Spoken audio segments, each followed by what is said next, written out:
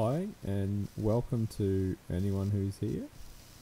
We're going to start to build our procedural track for an existing track that has been shipped before TANE. So we've got the web page open here. It explains everything that we hopefully need to do. This is something new for me. I haven't actually done this before, so hopefully I will be able to successfully get somewhere with this. But if you have any tips along the way and you see me doing the wrong thing or could be doing it easier, please let me know.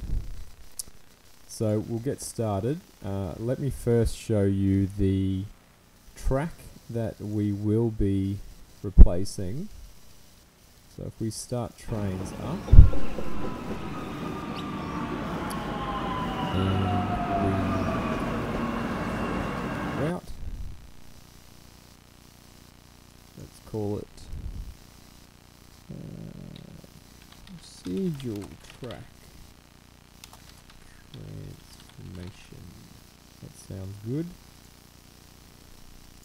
So the track that we are going to change is,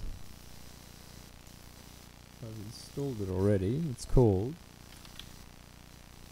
Auran Track TS2009 36 inch. So this is a narrow gauge track.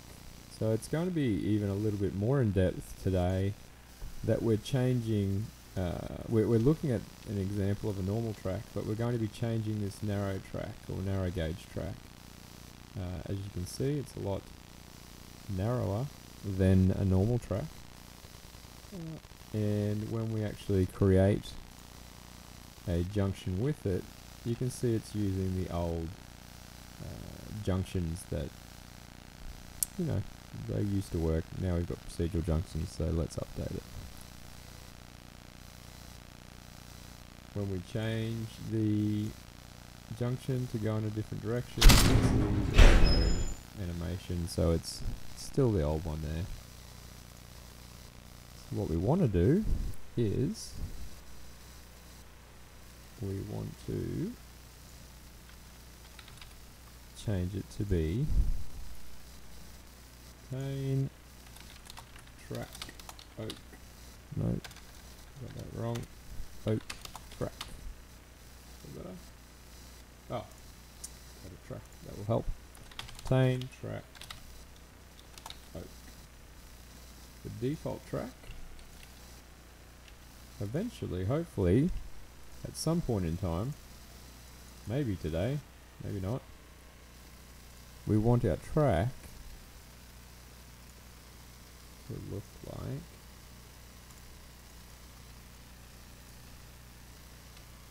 this. So we can see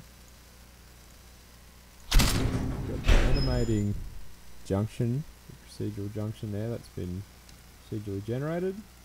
We've got our wing rails in here, we've got our check rails, and you know, all the sleepers and the chairs are all correctly positioned. So it's not going to be the easiest of tasks since we actually haven't done this before, but hopefully we can get through it. And then on top of that, we've got the scale or the gauge of the track being smaller as well. So let's save this out because we'll obviously want to come back to it from time to time and compare. So we save that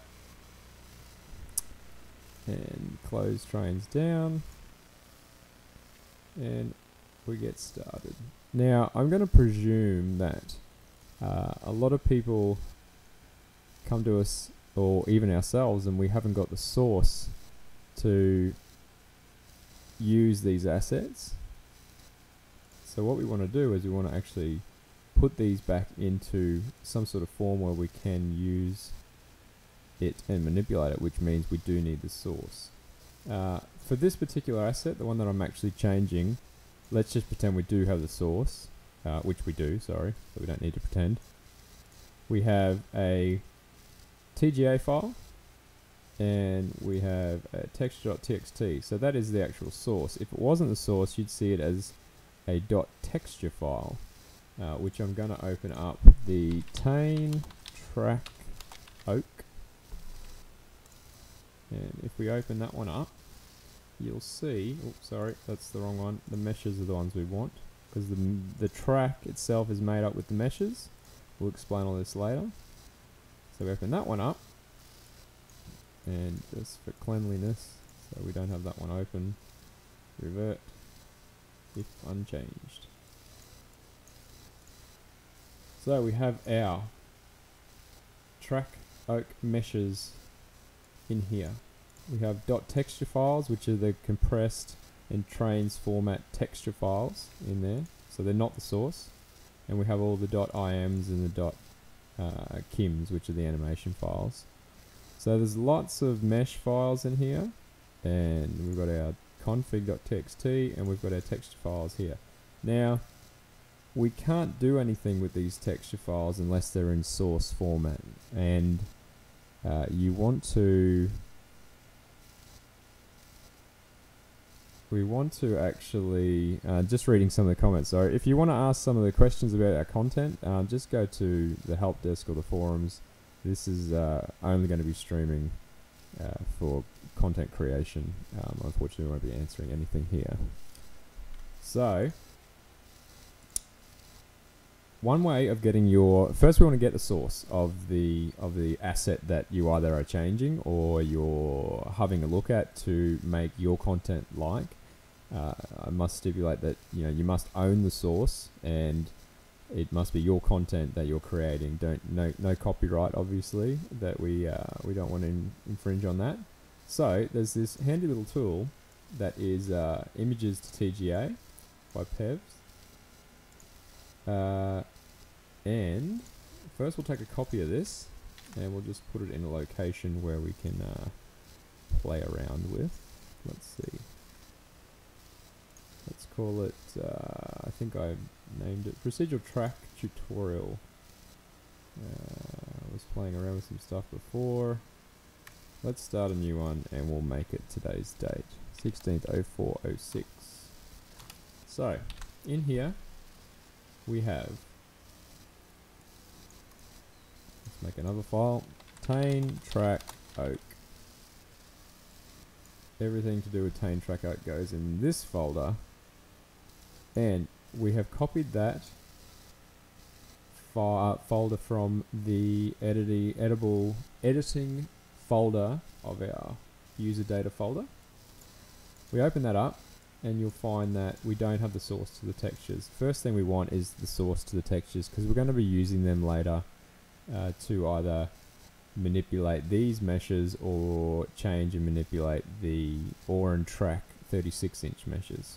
So let's load up our image to TGA, file, open, and get this location,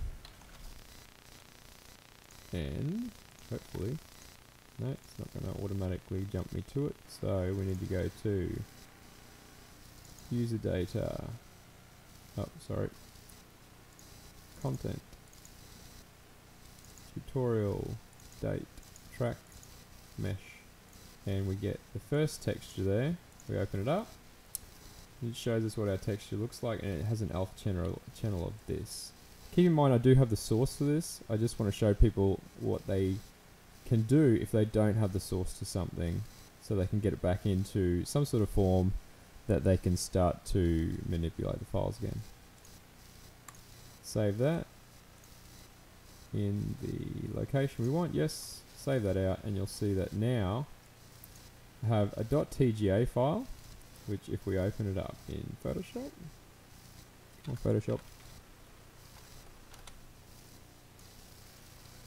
you'll find it looks like that, and we have our alpha channel there as well.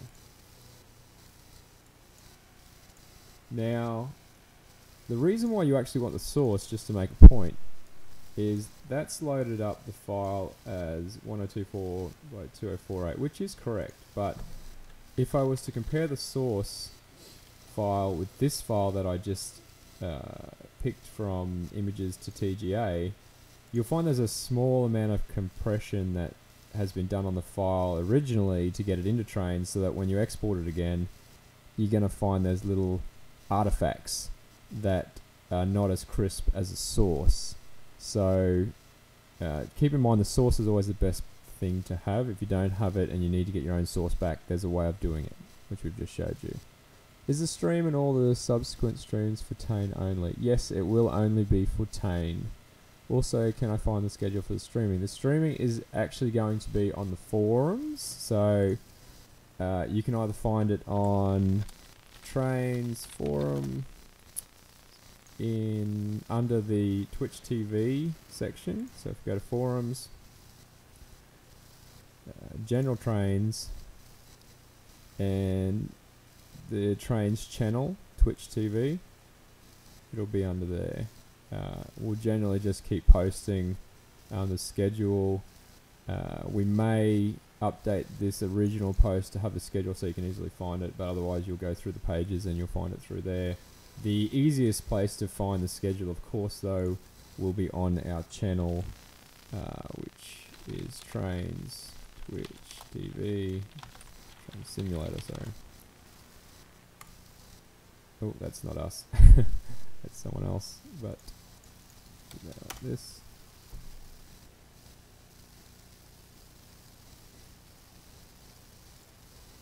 And down the bottom here, you'll find what's streaming for the day or upcoming streams. So just check that out when you need to. Close that back down again. Right, so we have one file. We need to get the other file. Let's go and get that. Back to our images to TGA. We then open up the ballast normal, because we don't have that one, which is that one there. Open that up. It shows the normal map, and it shows the alpha that normal map has as well, which will, if you read the documentation online, you can see what the alpha maps do. I made a mistake in the last tutorial not doing it, so this goes through and specifies what each of the alphas does. That's under Trainz texture files. So you can go through and read what each of them do for the alphas of each of the files.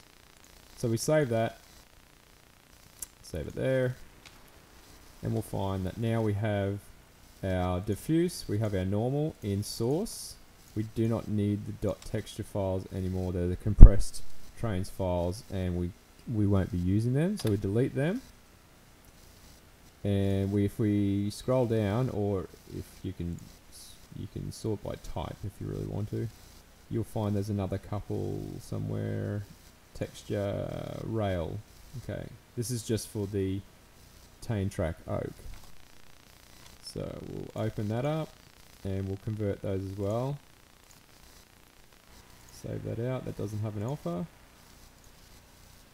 And the final one, which is the rail, that was the texture. It's a rail copy. That's interesting. Okay, another one. Save that out. We'll find out why we have two of the same texture in there. Seems a bit wasteful. And then we save that out as well. Okay, let's have a look what we've got now.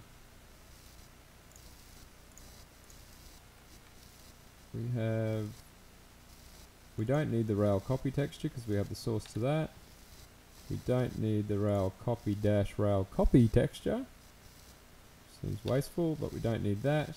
And we don't need the normal either because we have the source now for these things. You'll see that the .texture .txt files have been generated. When we open them up, you get all the required input that Trainz needs for each of those texture files, meaning it uses a diffuse, it uses the alpha, there's no tiling for that one, and it's semi-transparent with the alpha hint, which means it's going to use a grayscale alpha transparency. Again, if you want to know what all this means, you can go to the Trainz texture file wiki and it'll explain most of it, but most content creators who've done a little bit of content creation should understand or know these things. Right, we've got our textures in a form that we are happy with for the source. Hopefully you'd have this to begin with, you wouldn't have to go and get the source for these, but that's where we're at the moment. We've got the source now for the TANE Trk Oak mesh for the textures. Now what we will need is the source for the meshes, because we're going to use some of these meshes which are to do with the procedural track in our new procedural track. Now the things we will need to first have a look at is, we'll probably leave the TANE Trk Oak meshes for now, and we'll come back to that. We'll go to the track that we are going to change and start to split that up, because right now, let's have a look. We go to this track, that's the one we're going to make into a procedural track, and we take a copy of it and we'll put it in here, and we'll call it Auran Track TS2009 36-inch. And that's the original track right there. Now we want to break this up. First things first, we need to get the source for these mesh files. Again, if you don't have the max files, there's a way of getting these. So let's open up a little handy tool called 3D Converter. It's actually i3D Converter. You can find this online. It is a paid app, piece of software. Used to saying apps, too many apps these days. And it allows us to change our .im files back into a format that we can put into our 3D software. So if we open up this one of these here, so that's now taken us to the folder we want. Let's open up the highest LOD for the track, and you can see that it's all one mesh, which that's not going to help us at all, because once our procedural track gets start to lay on top of that, you're going to have the rails running on top of rails and sleepers being positioned on top of sleepers and whatnot. We just want the ballast, which is underneath, because we want to split all this up into separate mesh files. So let's turn on the UVs of a material or a texture. Takes a little bit of time to process.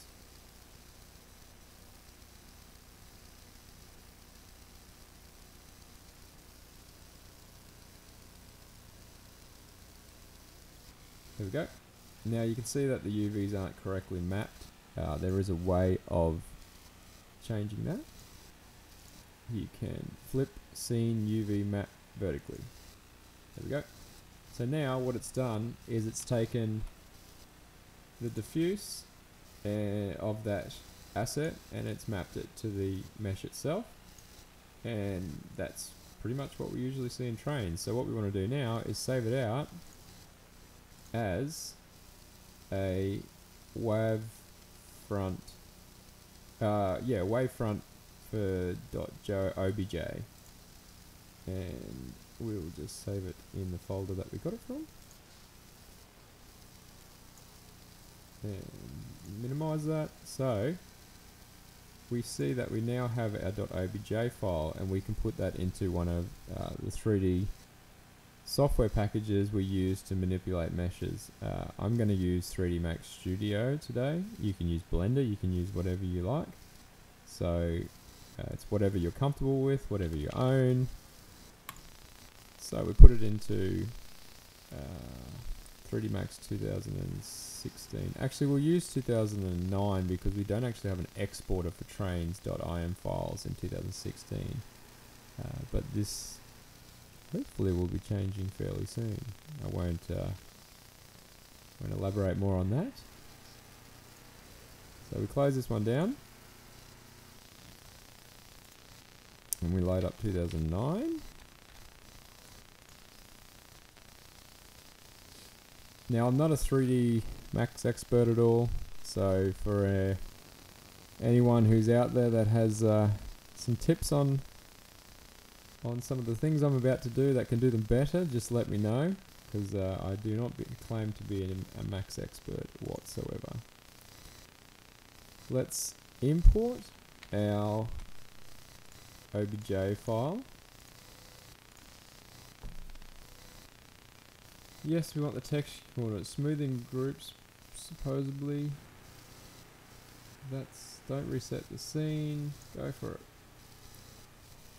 So now, that gets us our mesh into max that we can start to manipulate. So what we want to do is we want to remove the rails and the chairs until we just have the ballast left. We'll also want to make sure that we have our materials set up, because right now it's not actually set up. So we drop our material in, I think. No, actually we will for now, but I think we're going to use the other material. We don't want to use this one. So you can see that material maps to it quite nicely. But what we really want to do is we want to make sure that the ballast doesn't use the sleepers under here as a texture, because the sleepers are going to be individual meshes as well. Anyway, let's start to break it up first, and we'll get there. Like I said, it's not a simple, well, it's not a short process. It's not overly complicated. It just takes a while. So close that down for now. We want to make this an editable poly, and we want to grab the rails. Too much. That looks pretty good. We want the ballast, but we don't want the rest of it. So if we invert that, we delete. I'm not sure we want to get rid of that stuff.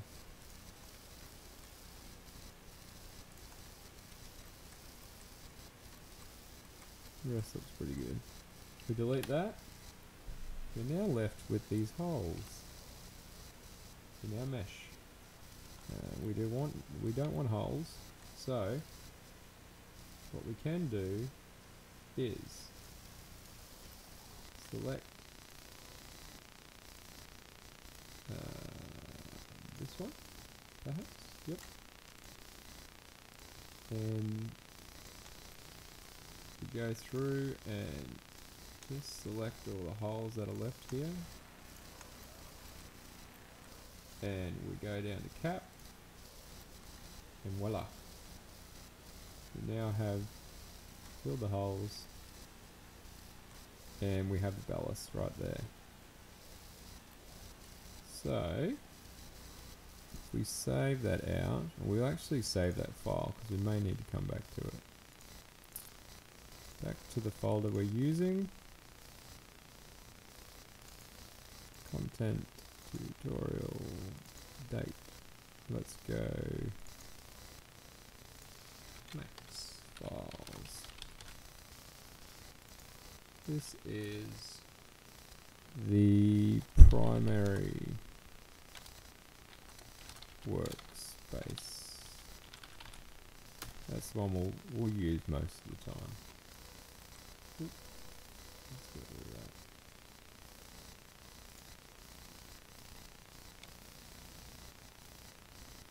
So I think everything should be set up.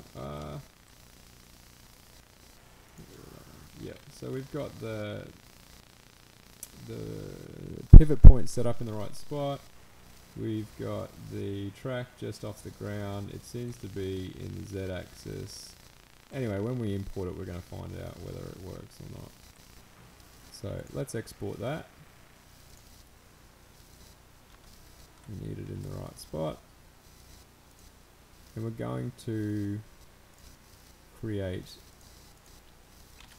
a new folder again in here. which will be our new CUD, because obviously we're wanting to, we're going to update this, so we're just going to bump the CUD version. So let's grab this folder, change that to a CUD version 2, and in here export it as an IM file. We actually have to find the one that we want. So it's tracklod0.im, and we save that out in the new folder we just made. Force overwrite textures, no, none of that. It's going to complain because I haven't named the material correctly. Yep. So we need to jump back into the material. We need to name this correctly. In here, fingers crossed that is the correct name there.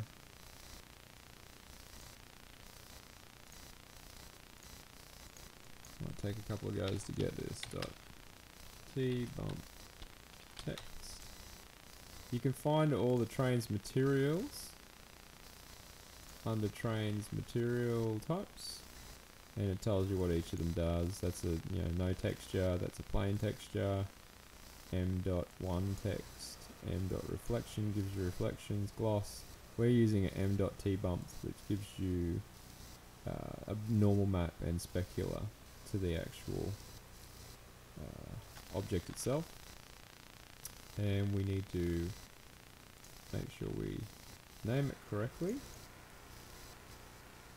and m.tbump text. Then we need to put our normal map in here as well, which is this file. Come on.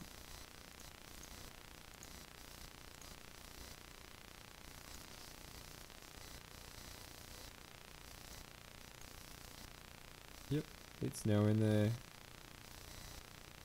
And add a little bit of specular to it.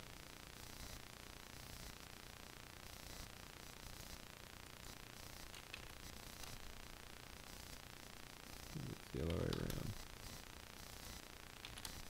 Nope. Definitely what I had before. Something like that. Until we're happy with the outcome. Now we save that out and see what we get. Export. Yes. Export with 0 1 warning. Skipping overriding. Okay. Let's see what it output anyway. So we ended up with a track normal diffuse.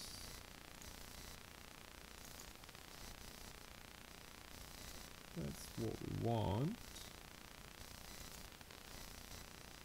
Track normal. Let's see what the other folder looks like. Might just open up two windows so I can compare each one of these. Copy.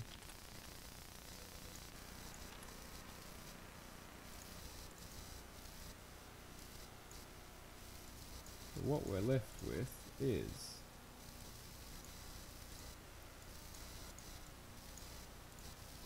we have our,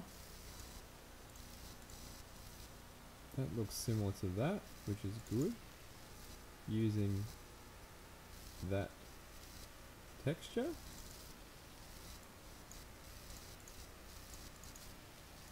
That and that. So the original uses those. A couple little settings that haven't been exported from Max, but that's okay. We're going to use the originals anyway. I just wanted to make sure that it's using the correct file in each of these, which it seems to be. And the names of the files are the same as well, which it does seem to be. So now all I need to do, that one's a little different than normal map. Not sure. I think it's going to complain about that because it has the extension. I wonder if there's a way of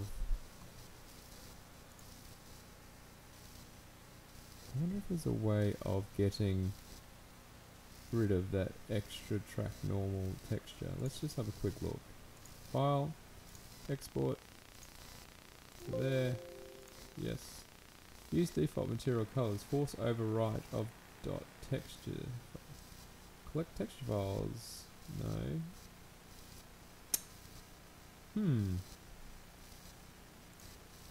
That's not going to help me much, but sure.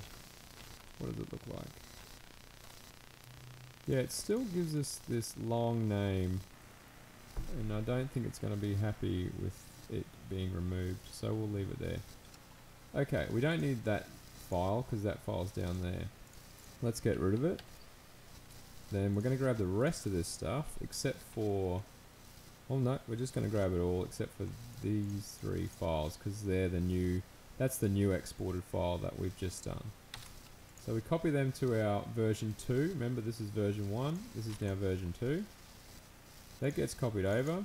We want to change the CUID to be version 2 so that Trainz knows that we are using a newer version of this asset. And I'm not really looking at the comments window, sorry. Hi to everyone who's joined us. Good to have you here. Then we find that the version 1 is installed. Now what we're going to do is we're going to drop in version 2. And remember, at this stage, the only difference we have is that LOD 0, which is our highest LOD when we're closest to the object, will not have the rails or the sleepers or anything like that. So let's see if we can drop that in and we get that successful to start off with. So Trainz is having a think while it imports version 2 of the original track that we want to make procedural. Hopefully it doesn't complain too much about anything.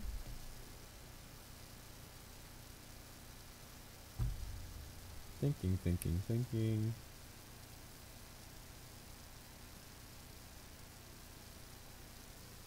So hopefully you can start to see where we're going with this and why it does take a little bit of time to do all this. But once you understand the process, it's not overly complicated. Okay, so that's now been installed. Version 2 is installed. It now says version 1 is obsolete. Great, because we don't want version 1 to be the primary version anymore.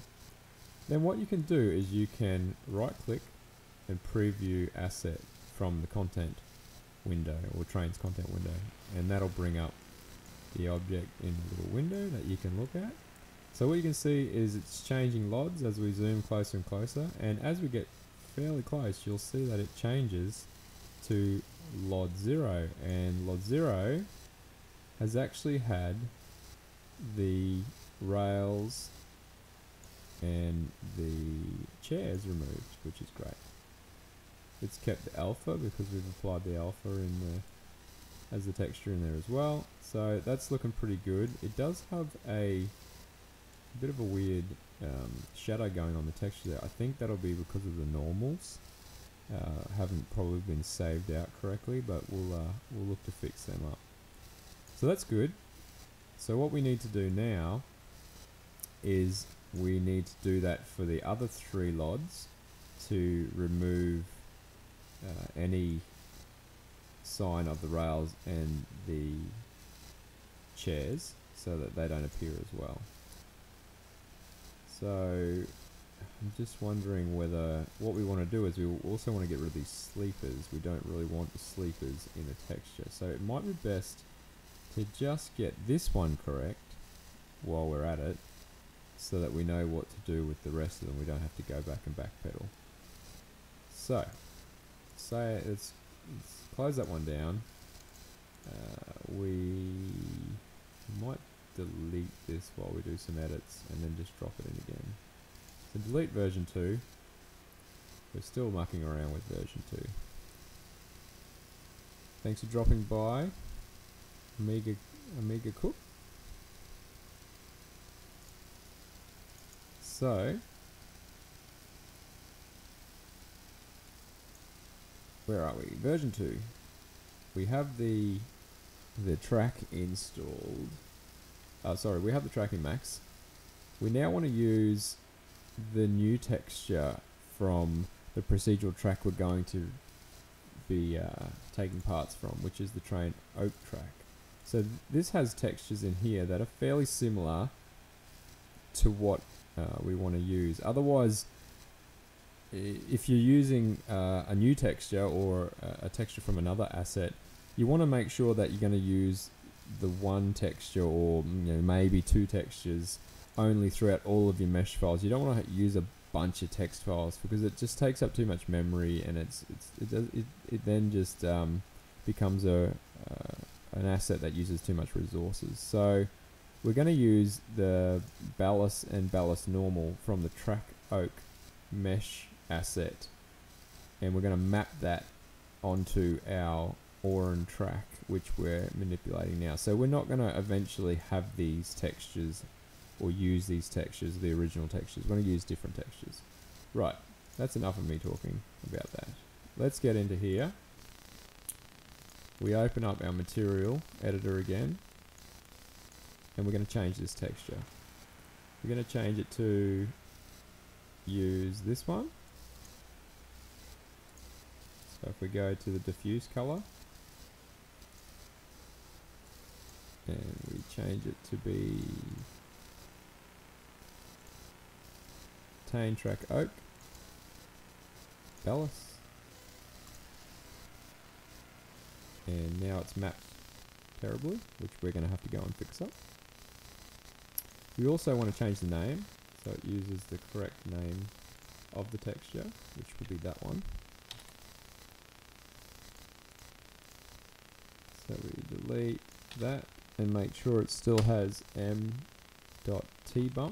text, and we want to change the normal map as well, which will be this one. So I think I can drop that over to here. Just change it there. Yeah, okay. Great. So now it's using those particular files, which will be better. And we want to remap this so it doesn't look so horrible. Easily said than done. Right. Let's go with selecting our object, unwrap UV, bit.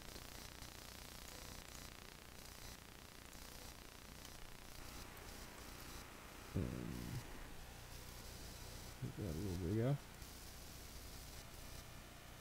So the part that we want is this section here without the sleepers on it. So let's try moving this first.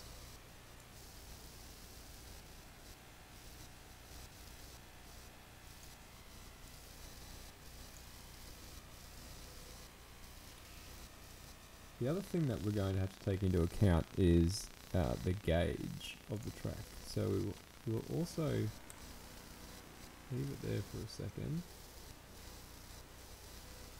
and we want to import the original track again. Textures, yep. And we'll call this original Auran 2009 track.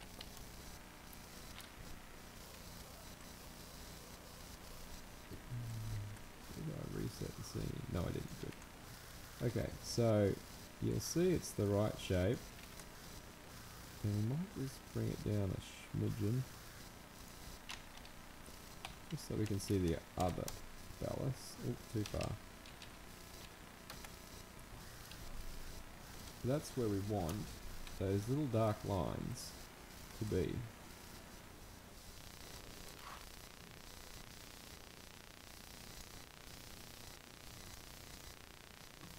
Right. Unwrap this again.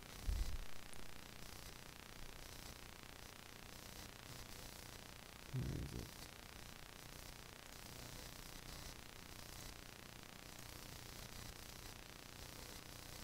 And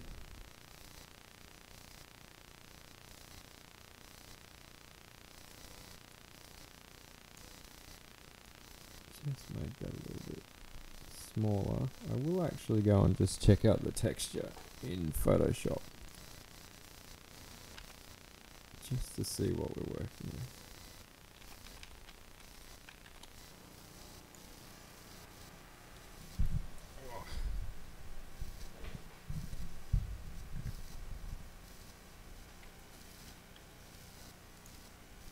Right, where is that?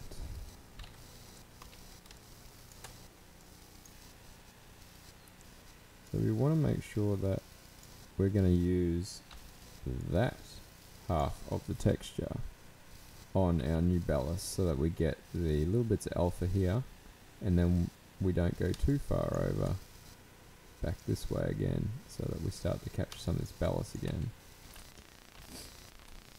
Easier said than done, we will see. Right, we've got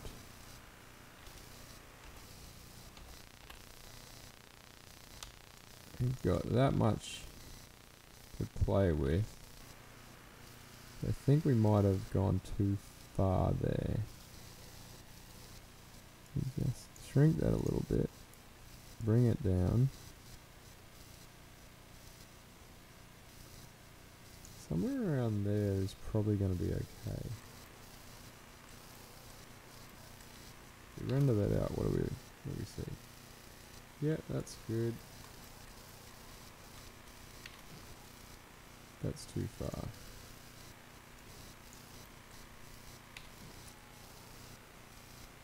That's can be probably stretched a little bit.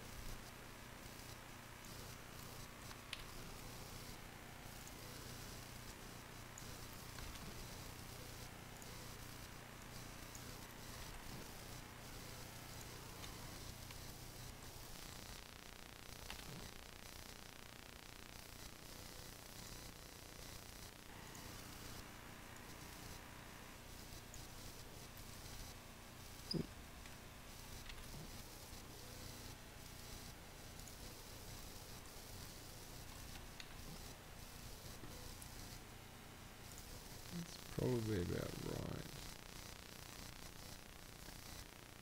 I think.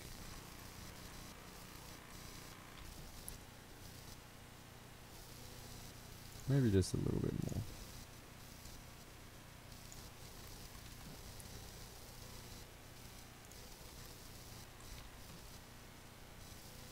Okay, I'm happy with that. Now we've got to make sure that it tiles correctly, which could be another problem altogether. That means that we want this section to keep tiling across,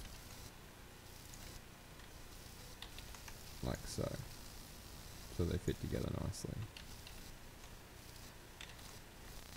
That's another interesting one to tackle. For now, how we'll address that is we will make a copy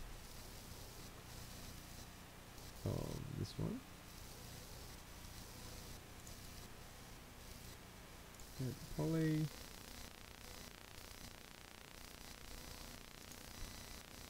Clone. Copy. And we'll move it to the edge.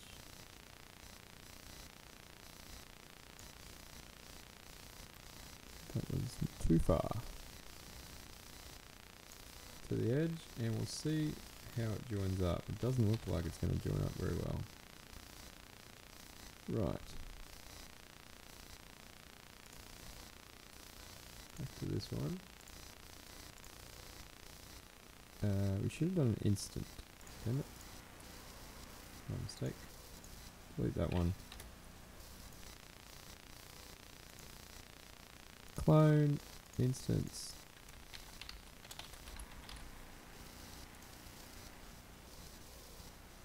And move that one across.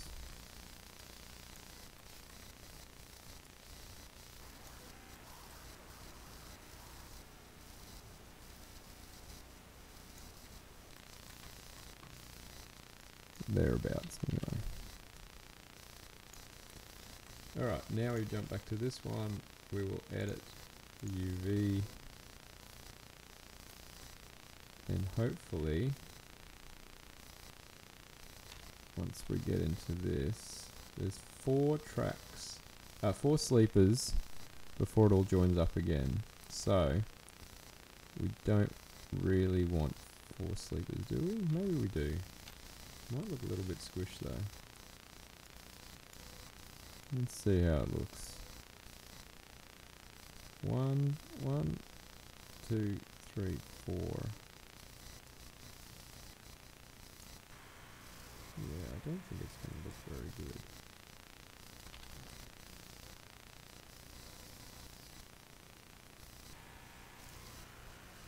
One, two, three, 4. We'll want it in the middle there somewhere.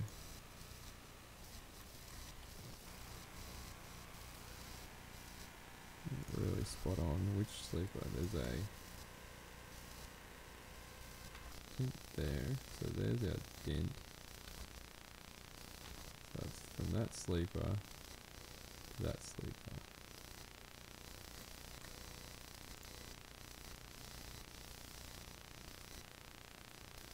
That sleeper to that sleeper.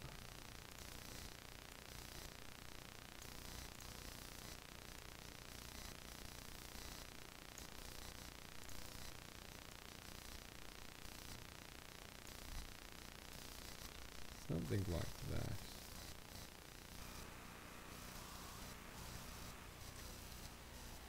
It's pretty close, I think.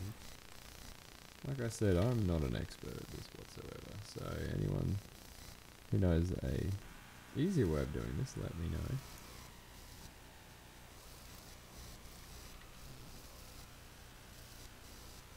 It's fairly close. We're getting a bit of a problem there. Let's see if we can fix that up.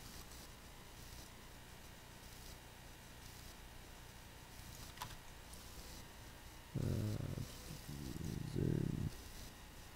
Select tools. For some reason my mouse wheel doesn't want to zoom on me. Where's zoom? View. That sounds good. Right.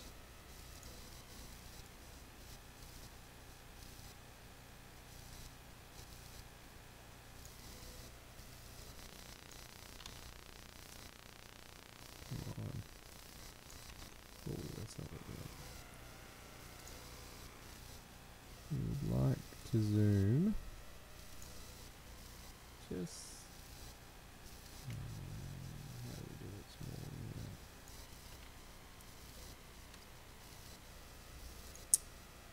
than that? Not having fun. Ends zoom.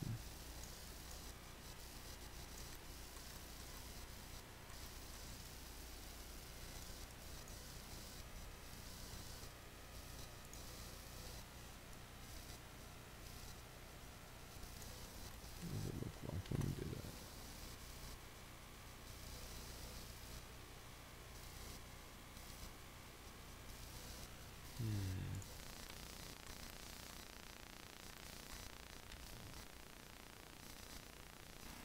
No, that's not it. You can still see the line there. Sorry, bear with me until I tackle this. Too much. We just want it there. How do I make that happen?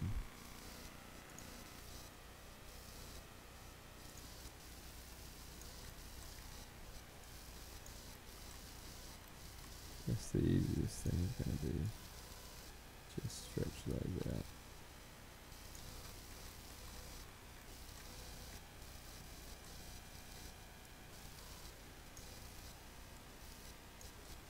See if that worked. Okay, that looks pretty good. Let's go with that. Right, so save that. Nope, no, not yet. Close that, edit the poly, make sure nothing's changed. Still good. And we get rid of that one. Delete. don't want that one in here either. So that's now mapped and using the TANE Trk Oak. So let's save that out under our primary workspace, and now we export it under version 2. Yes, export it as the highest LOD. Don't force a texture override. No, don't force it. Right, what have we got now? We will need these ones because we have used them. So we'll copy them over to our new version 2. As you can see, there's 2 new .texture files. And they're using the dash ballast diffuse copy, ballast diffuse copy.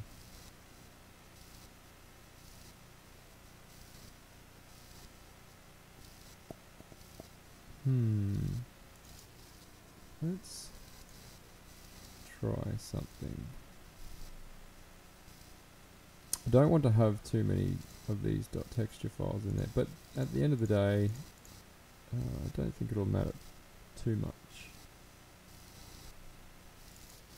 I have to confirm with development on that one to see whether having too many .texture .txt files in there means you've got separate materials. So therefore, if I had all 4 of these in there, it would be using 4 materials. I hope not, but that could be the case. Trying to get it so it only uses the originals, because I don't want to have to go through and remap all the original TANE Trk Oak.im files. I'm trying to avoid that. Another way to do this, is there another way so that it only spits out?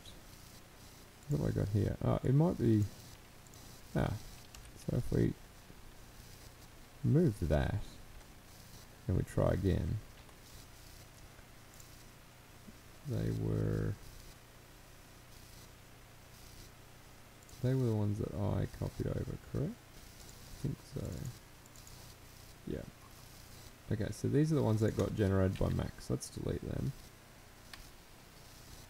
See what gets spat out now. That one and this one here.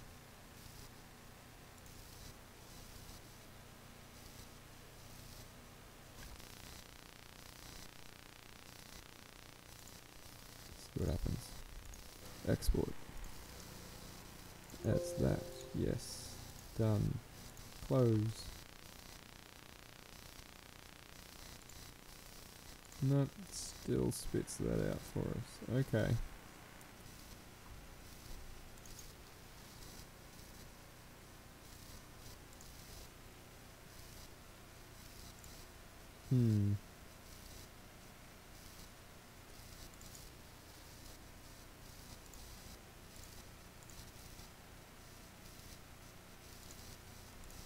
Sorry, just going to try something.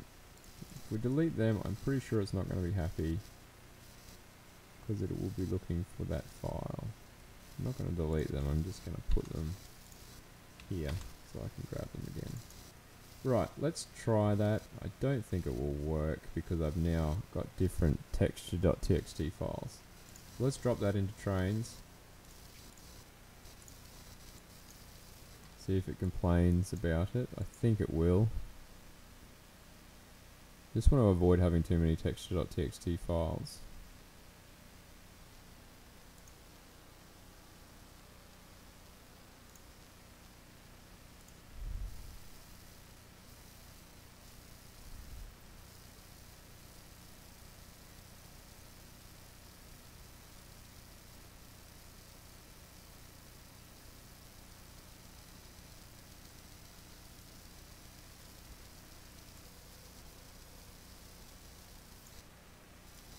Okay, so it's installed.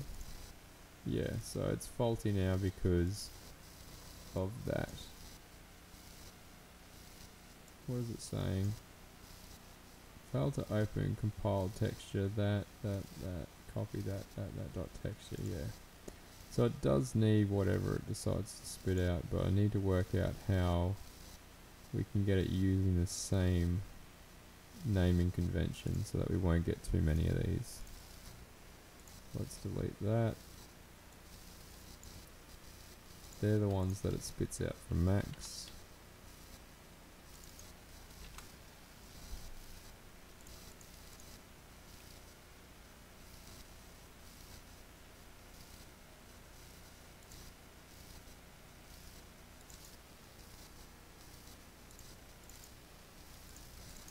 For now, let's make them look the same. This is the same texture, just doesn't want to have the same naming convention when it gets exported. Okay.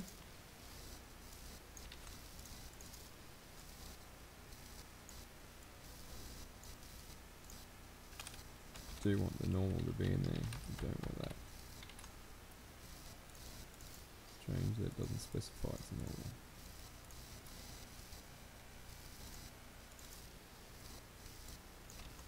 Let's make it do that.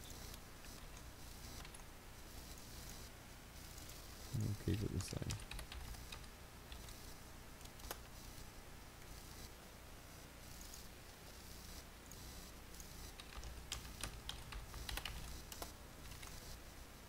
Okay, so it's going to be happy with that now. So let's drop that in.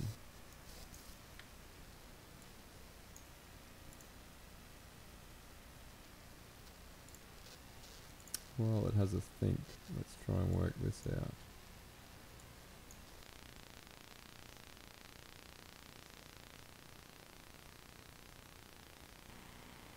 That's one way of doing it.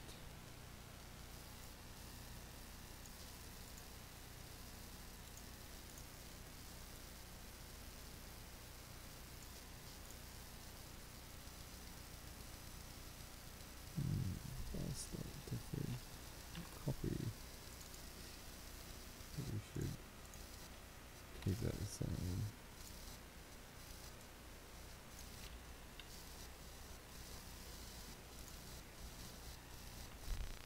Okay, it's finished importing. Have a look at that. Hopefully it's had the highest slot has now, oh, there's a piece of track, there's a polygon missing there that we'll have to fix up. Right, so that's now remapped to use the new texture from TANE Trk Oak, and it has the sleepers removed, which is exactly what we want. And hopefully I've got that somewhat tiling okay. Let's jump back and we'll just fix that up there, and then we'll try and move on to get these others removed with the sleepers and the rail. Sleepers and the chairs, sorry. Okay, delete that. Back in here. And it's that bit there, I think. Yeah.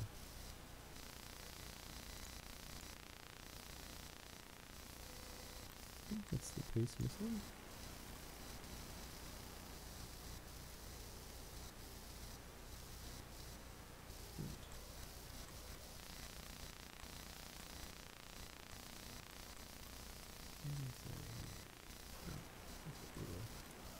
Okay. What's going on with that one?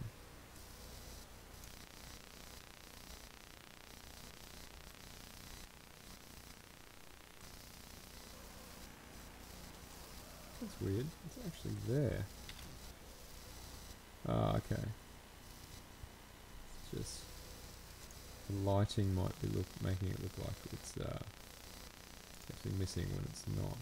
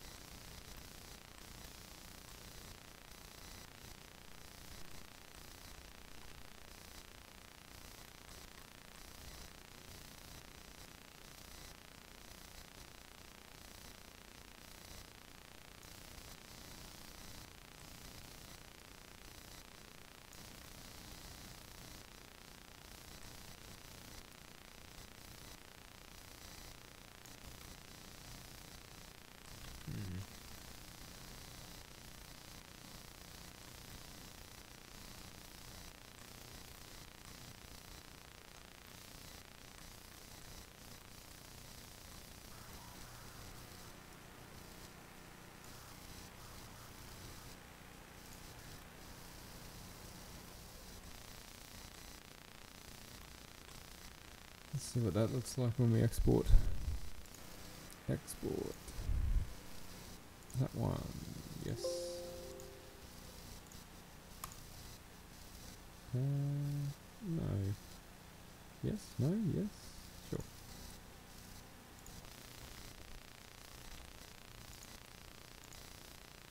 And we drop that into Trainz.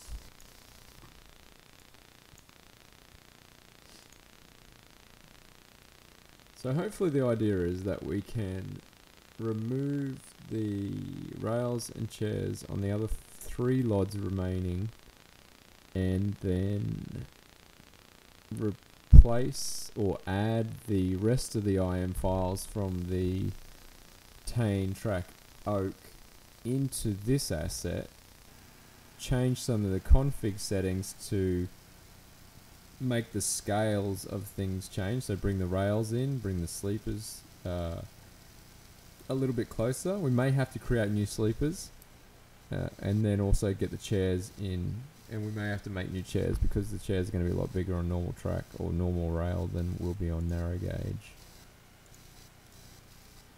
But hopefully this will all cover everything, so normal track will be easier than making narrow gauge track.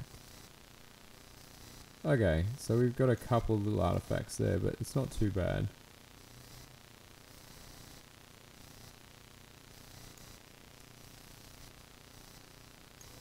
Yeah, I'm pretty happy with that. We can move on for now. Go back and clean up some of these things when you're done.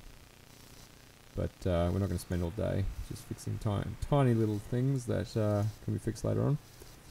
Okay, so the next thing we want to do is make the next few LODs. Now, you probably want to just double check what the meshes look like for the other LODs. Otherwise, you can just use this to make your LODs from, to save you having to go through and use the conversion software again. But for now, we just want to make sure that we're using the right sizes of our LODs, because you're going to find that LOD 4 is going to be a lot more stretched out than this one. So let's go and get the rest of these. So in version 1 of the track that we're changing, we just did LOD 0. Now we'll do LOD 1. And you'll see that we've got the materials or switched on, so it'll take a little bit longer to import. But once it's imported, it'll have the UVs on it, and it'll probably need flipping, which we showed you before. Alright, so it's in there. Yeah, the UVs are mapped incorrectly, so we go down to flip scene, UV map vertically. It gets them correct again. Again, this is 3D object converter, which will convert your .im files back into some sort of readable source that your 3D software can use. So we save that as a wavefront, which is a .obj file. It has to be wavefront. There are other obj files that you can save as, but this one's the one that will work. Put it in version 1 where we're working, so save that out. We'll save all the others as well while we're at it. So that's 1, this will be LOD 2.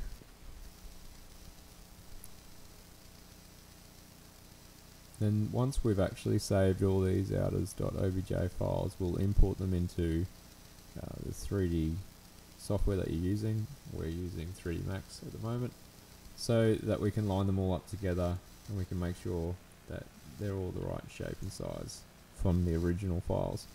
See, this is a little bit bigger now. This is why you can't just go and use the original LOD 0 and make your LODs from that. I mean, you can. It'll be a little bit of playing around with, but if you can get the originals, it's going to be a lot easier to convert the track, because it's all going to be the right sizes. Finally, we get the last one. It's LOD 3. This is the time-consuming part, is changing or splitting up your meshes, so it's not all rail, chairs, and ballast. You wanna clean the rails and the chairs out. Or I'm just lucky that I've got the TANE Trk Oak, which is similar to this particular track, but you'll be splitting your rail and your chairs into other files, and you'll probably need to to take from TANE Trk Oak or make your own blades and wing rails and check rails. But they do exist in our assets, so you can use them. Okay, so we save that out. Save as my favorite. And I guess the final one we probably will use as well are these end caps. I think TANE Trk Oak has end caps, but I think we'll probably just use these ones. Just because they'll be the right size.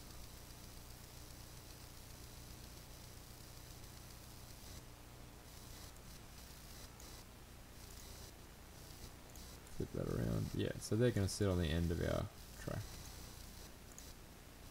Save that as that one, and finally the last one. This should be the last IM file we need to transform into an OBJ file, because the normal track doesn't have as many parts as the procedural track.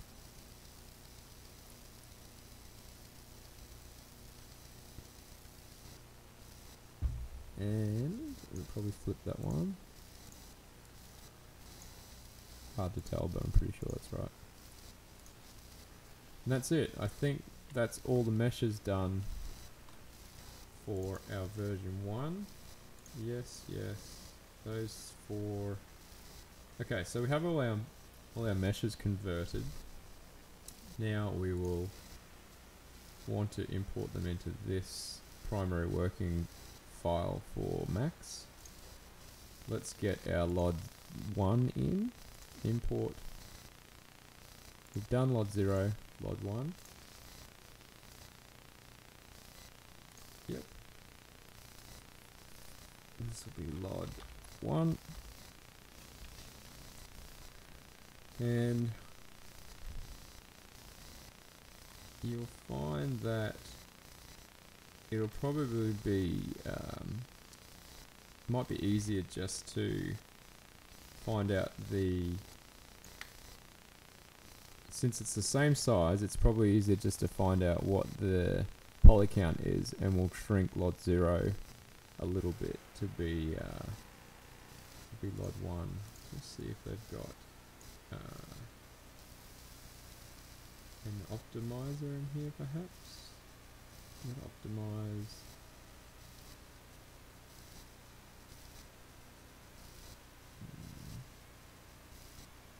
Not really.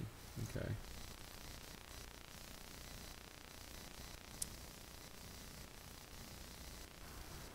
What have we got here?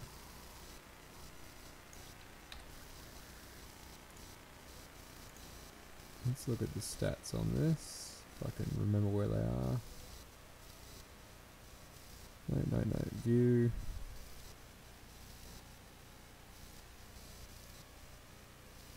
Viewport. No.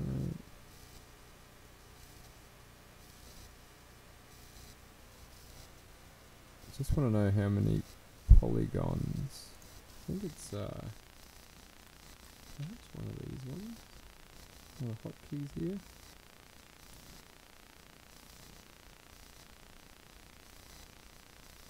No. This one was a hotkey.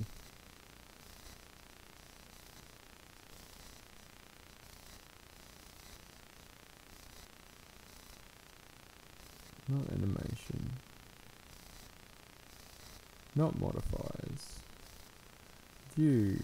Viewport configuration stats. Poly count. Triangle count. Show stats. That's better. Okay. 444, 467. Right. And then if we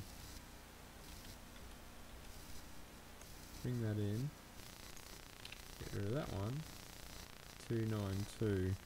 It's not a massive difference, but we will probably benefit a little bit from it. Alright, so let's hide this one.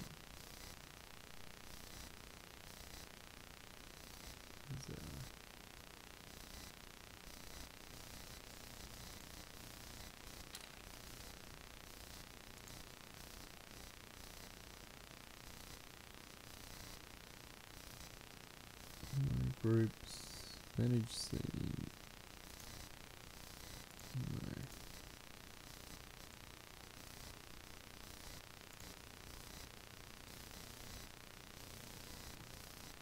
Okay, let's start off with this one, edit poly,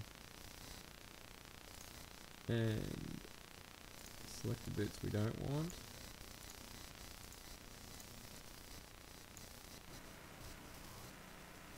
I think so. That looks pretty good. Perhaps. Let's move this other one out of the road.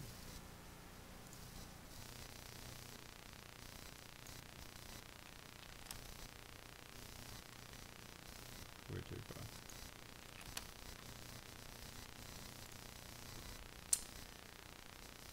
Then we need to select the holes. Hopefully, oh, it's not going to work for that one.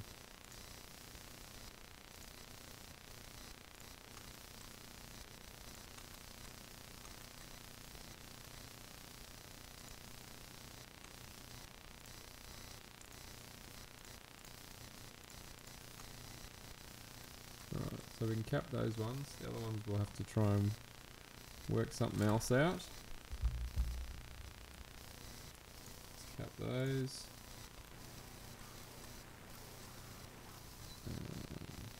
Also, not what we wanted. Apply our material. We'll need to remap that.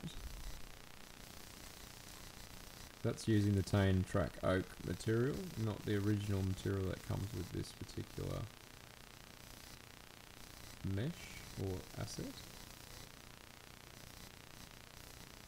Right. Let's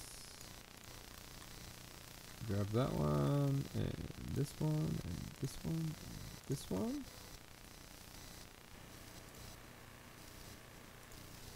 And hopefully I can weld these together, perhaps.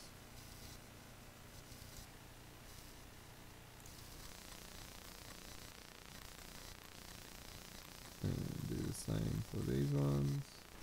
Like I said, I'm not an expert at 3D Max. This is how I know how to do things. To get the job done. If someone knows a better way of doing it, please let me know. Oh, that's not what I want to do. It's that one. It's this one.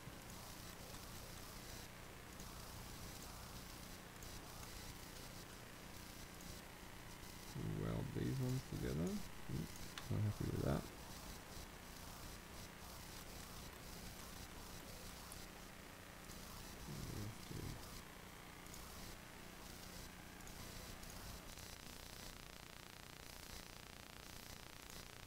Oh, we can cap that. That's alright, we'll deal with that.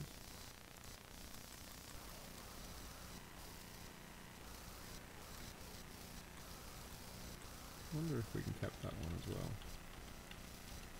Probably.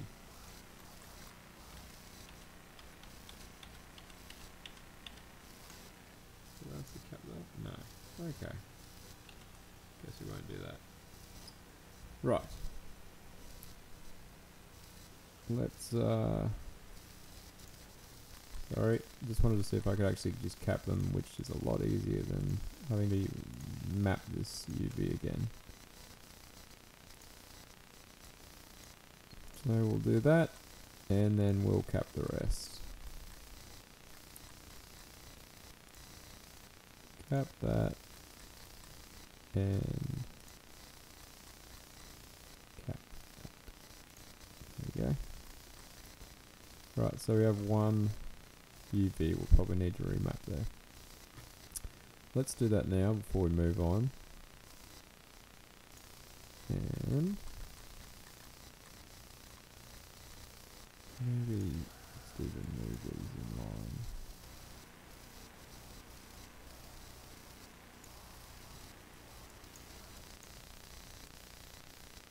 Might make it a little easier to remap.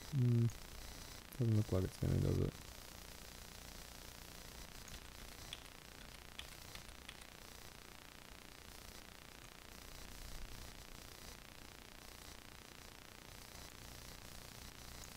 We'll see.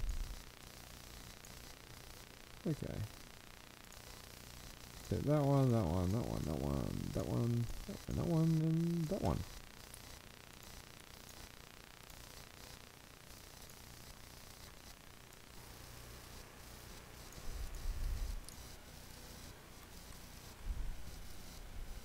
Zoom. I'm not sure why my Scrom wheel is not working for me, but so be it.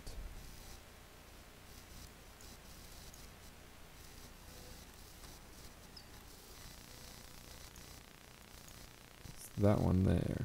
So that one wants to go into the middle. This one looks like it needs to go somewhere there.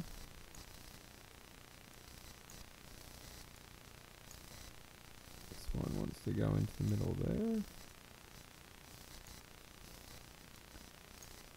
That one wants to go into the middle. It's like putting a jigsaw puzzle together. Again, I'm sure there's an easy way of doing this, I just don't know quite what it is. And this seems to work for me, so, well, somewhat. Work is an interesting word for it.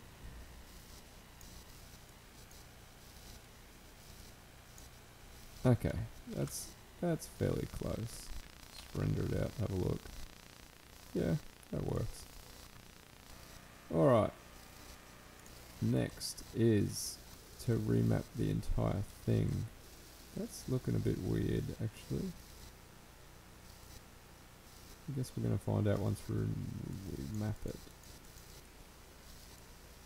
Okay. Edit poly. Select our object.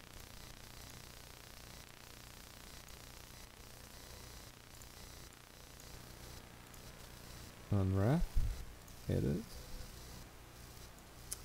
Yeah, you'll see we got a couple of bits floating around here. What are they?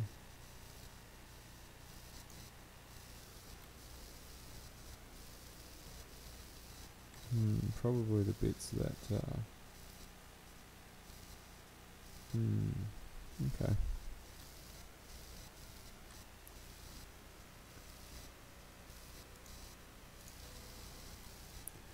First of all, we want to move. Let's move this stuff.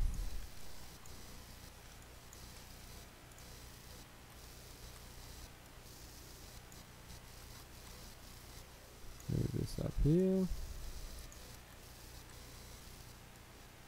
And we'll move it to, so it's from there to there. 1, 2, 3, 4 is our loop. So let's stretch it out.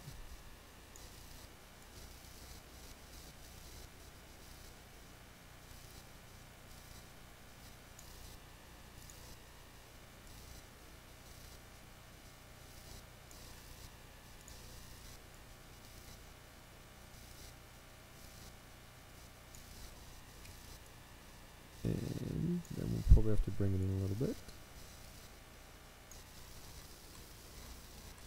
Let's see where we're at the moment.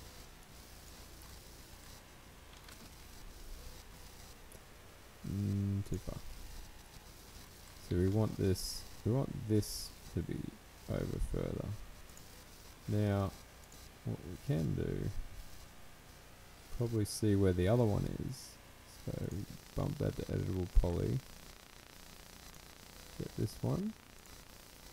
Cool. Do you wish to continue? Yeah, I think so. Just see how closely we can mimic that.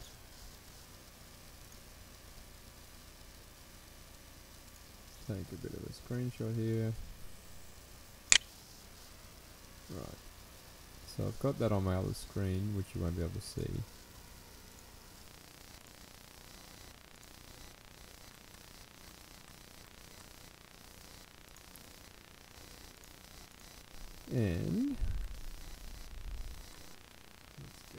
fairly close. So this seems to be inside there, somewhere around there by the looks of it.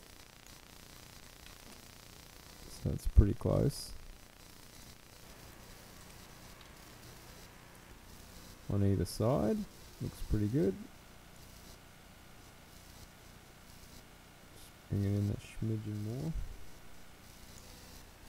Move it up a little.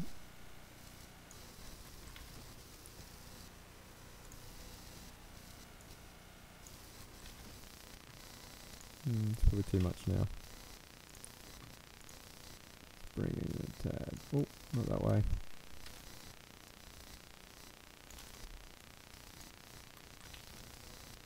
No, out. We want to go out.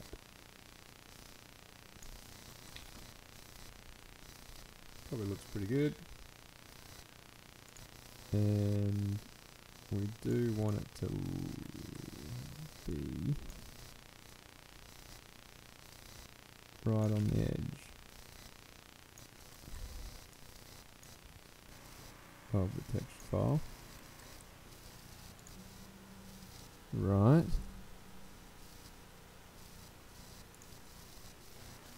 Let's clone that to see whether we've got it looping correctly.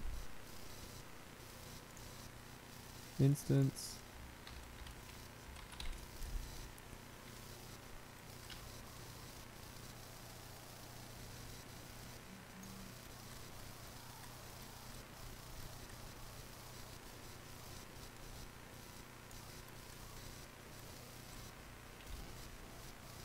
It's pretty good. Well, that will tell us better. You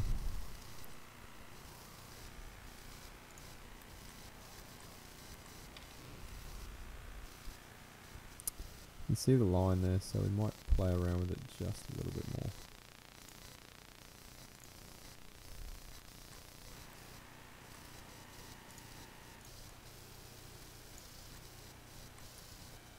Yeah, it's a little bit off.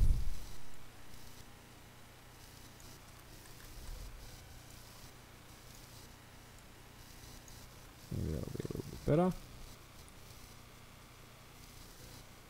Or maybe not.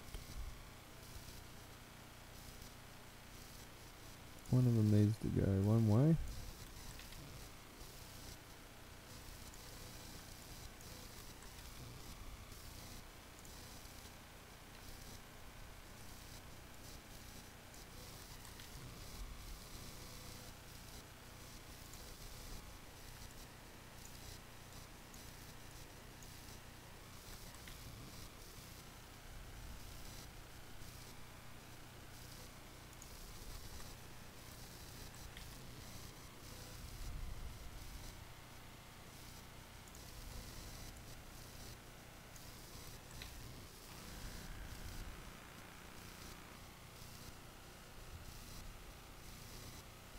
Pretty close.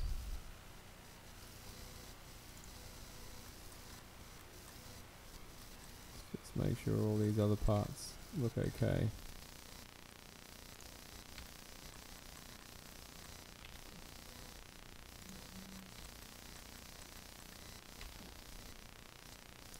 Okay. So we're done with that one. Delete our instance. Bring this back over. 0. Then we just want to see if they match up together.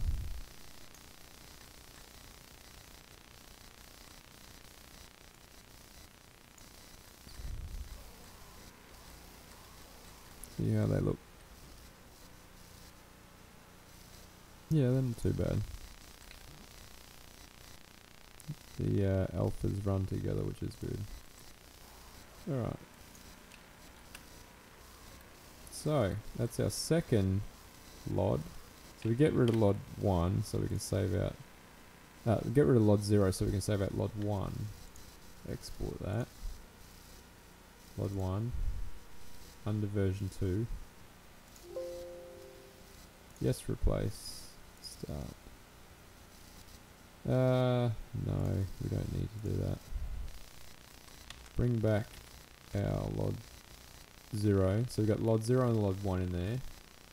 Save that out. And go find LOD 2. Now LOD 0 and LOD 1 are using the new textures, and we're starting to get rid of these old textures, which is good. Let's drop that into Trainz and see what happens. Delete version 2. Add the new LODs.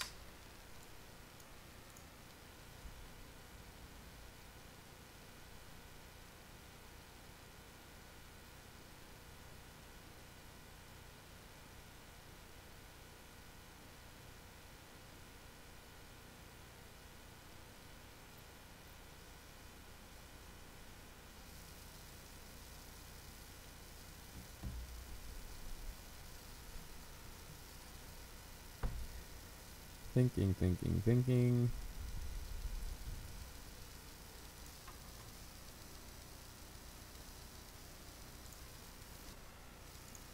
Saves it out. Okay, let's have a look at that. Preview. So you'll find that that's LOD 2, maybe? LOD 1, LOD 0. You're getting a little bit of a pop there, you can see. Not too bad. You can spend some time tweaking that if you like. But that's now had the track, the rail and the chairs removed. And it's looking pretty good.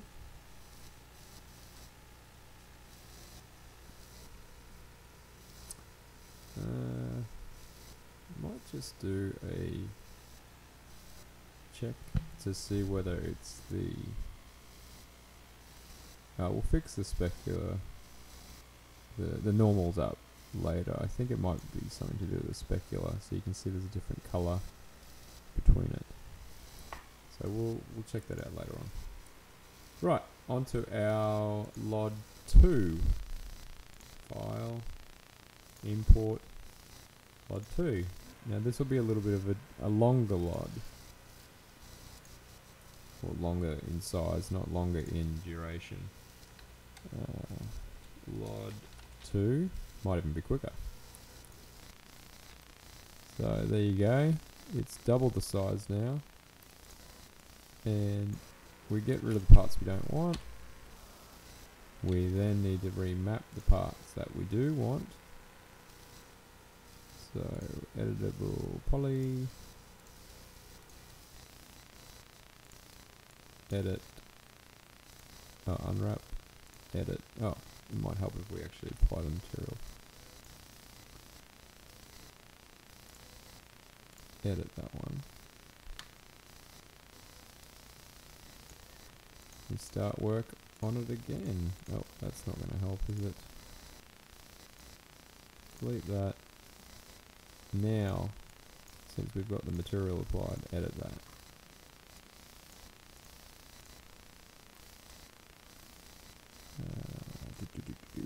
Make that a bit wider. Bring this up to the part that we want to use.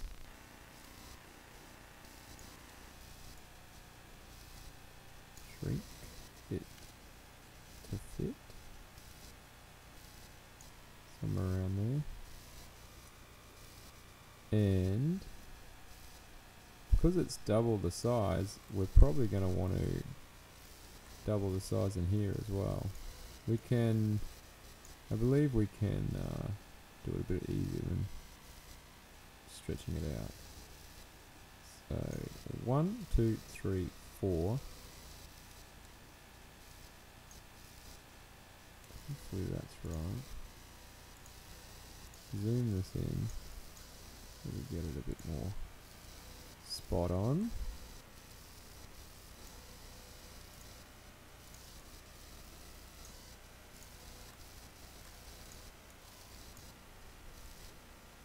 go. Hopefully that's good. And we want to map it twice in that direction.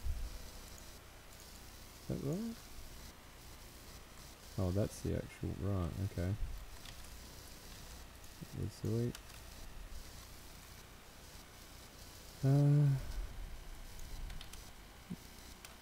Where do we do it so we map it twice? It might be over. I think it's over here. When we applied the material.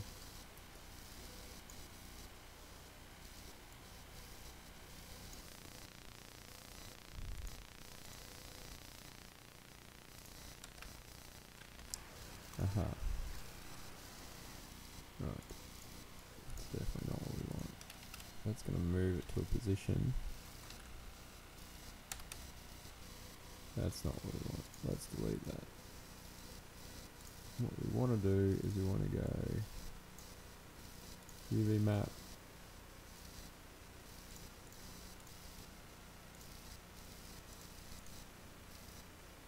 On a box. Fit it to that. And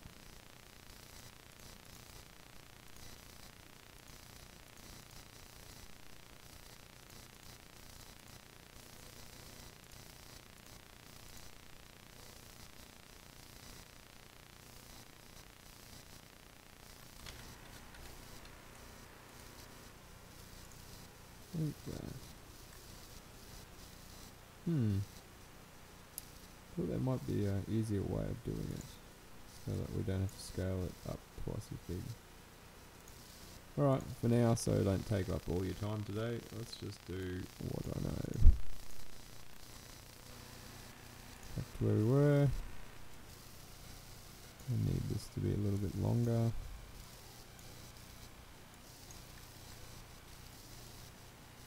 In the center. Make it the right scale. And then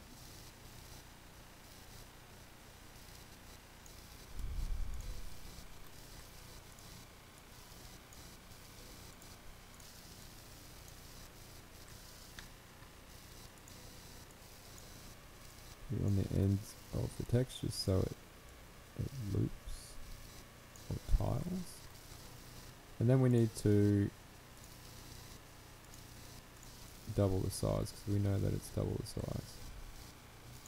So technically double would be 1, 2, 3, 4 all the way out to there.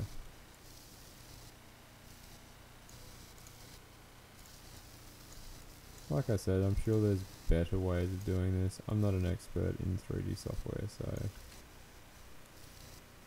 if you know a better way, do it that way.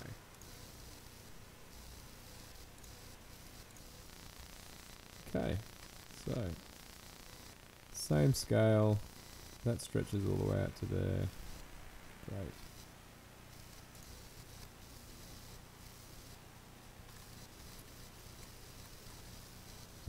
Let's save that.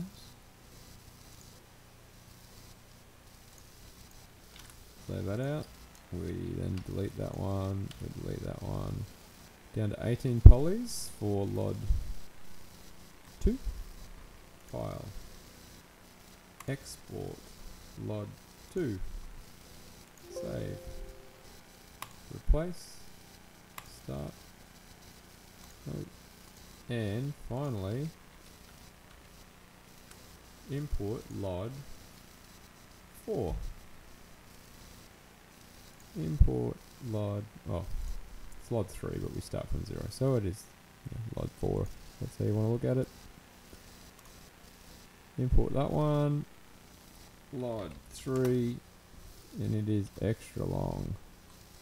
We're looking at least, that was 2 times, it's about 6 times as long. So that LOD's pretty good. You won't have to do anything to it. All it is the ballast. And we unwrap that. Edit. Hopefully not too long to go spent in 3D Max.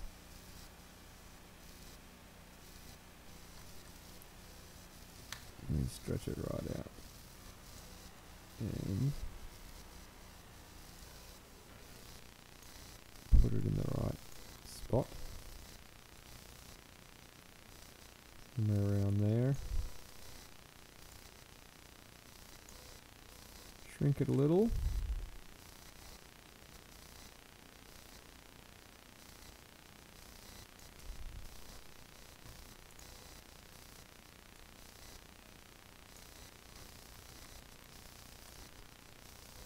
And move it to be, I think, there. That's correct.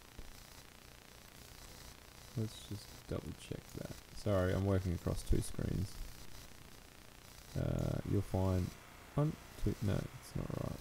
One more across. 1, 2, 3, 4. No, I was right. 1, 2, 3, 4. 1, 2, 3, 4. 1, 2, 3, 4. We're still not across that many. So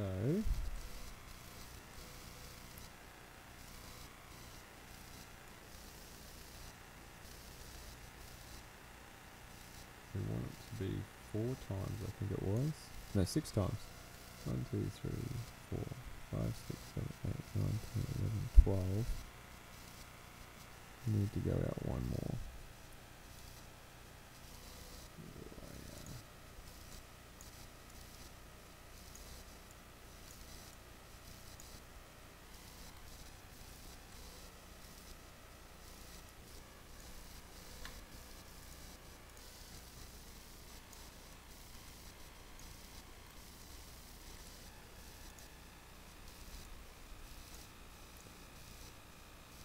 So we've got to there, we need one more, which means it will be 1, 2, 3, 4, 5, 6, 7, 8, 9, 10. 10. 1, 2, 3, 4, 5, 6, 7, 8, 9, 10. So we're looking at about there.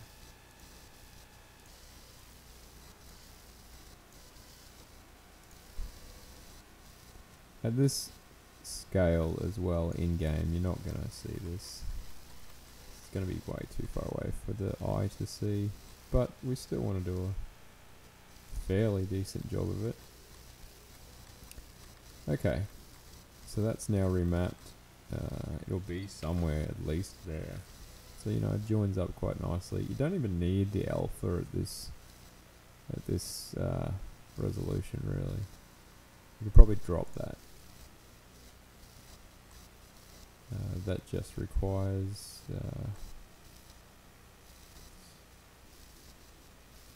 using a different texture, .txt.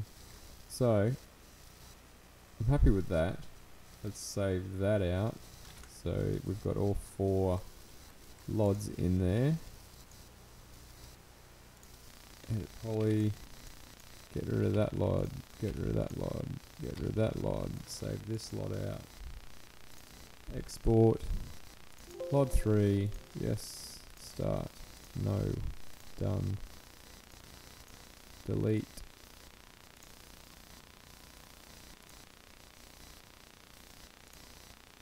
And once that's done, let's jump in and put that in. Now we want to change our 2 ends, and then once we've done that, we're going to get rid of our original textures because nothing else will be using them besides. There's no need for them. So we've changed all the meshes to use the new texture.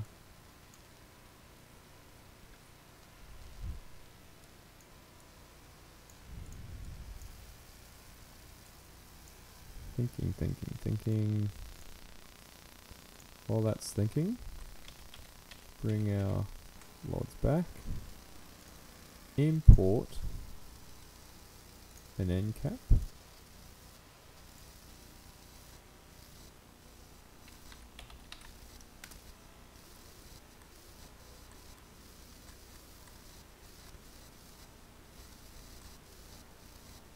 And we're just moving up a little. And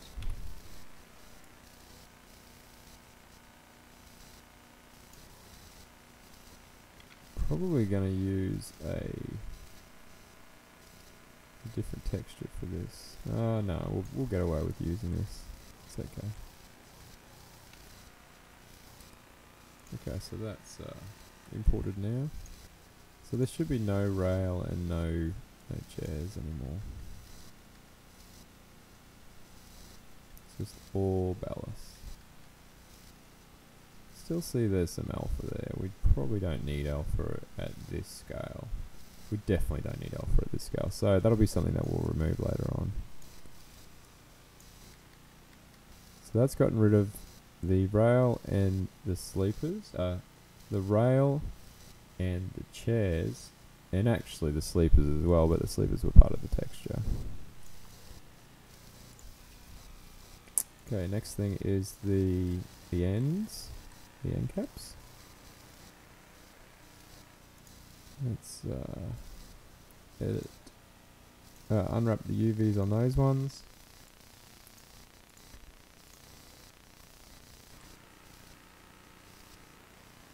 Hopefully it's just a matter of moving these.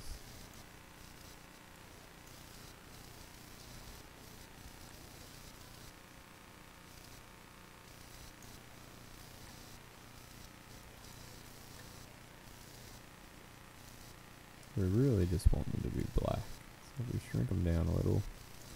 It should be fine. We want this to get paired up correctly though. So let's have a look and see what it looks like. And then we'll probably have to just change it a little bit.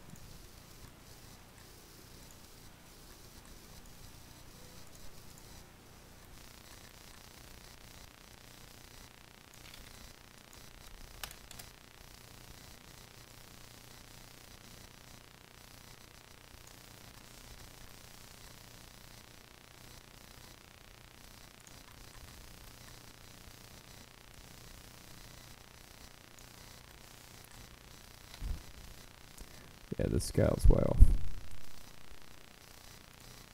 Okay.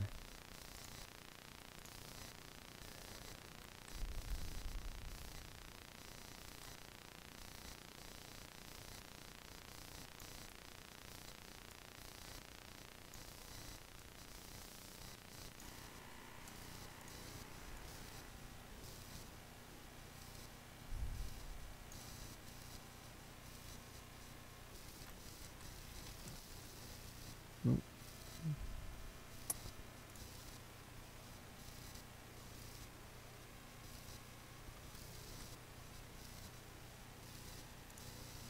We may need to use the other texture.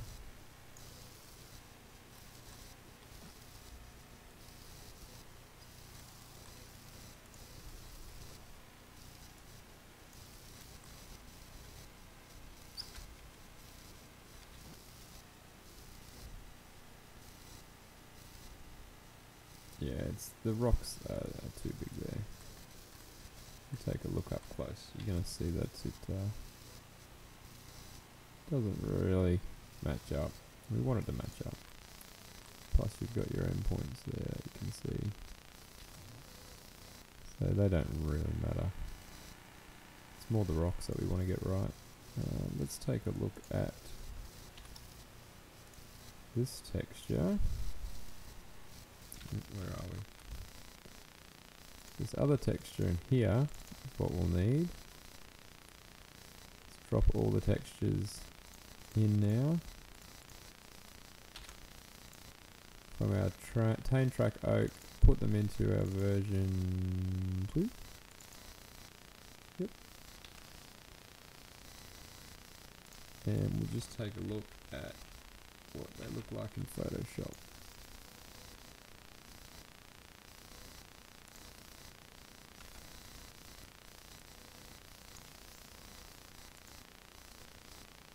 That has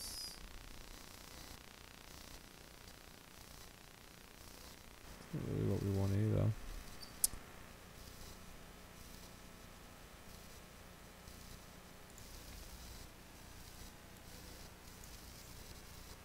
Yeah, okay. Alright, we'll use that one. Rail copy. So we'll drop rail copy in. Maybe it's rail copy. Let's have a look. We want the one with the alpha. That has the alpha, yeah. Drop that one in. And we'll rename it.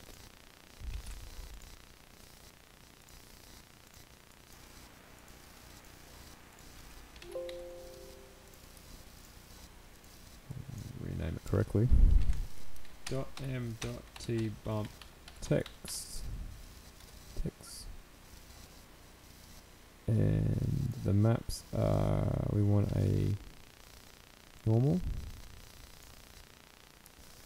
And we'll probably just mimic what we've done here. 6438 for the specular. 6438. And now we'll put that onto there. Edit that.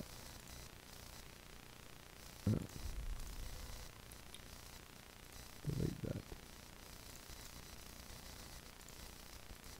Delete that. Yep. Now we edit.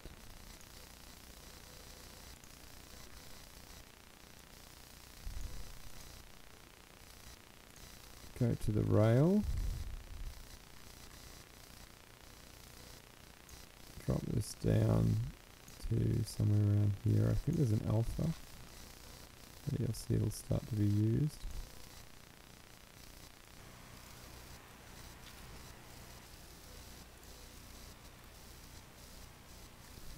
And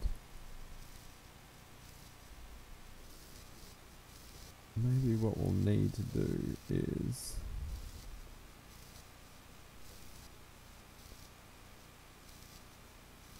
double the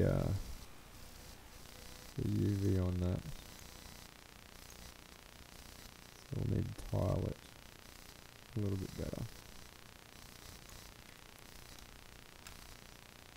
Wrong tile. Perhaps two, perhaps not. We'll have a look. Edit that.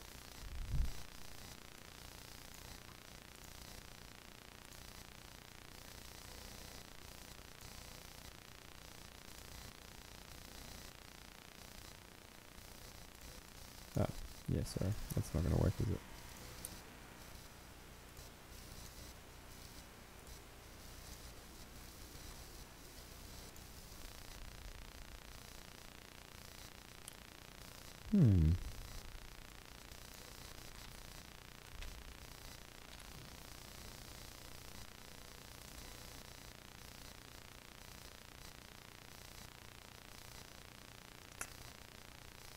We might be better off using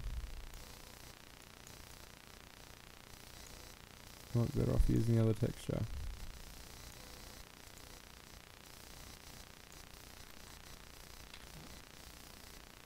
That's not what we want. Alright, I guess we'll go with the other texture. There is that one we can use, but we want to actually get away from using additional textures if we can.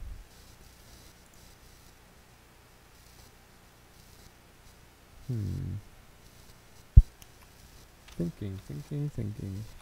What does that one look like? That one doesn't have an alpha.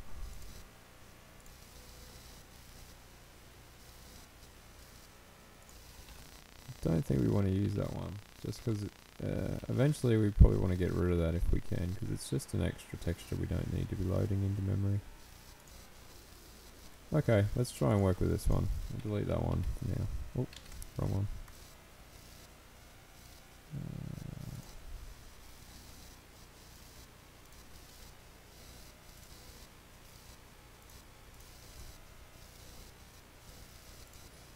I guess we'll leave it there for now.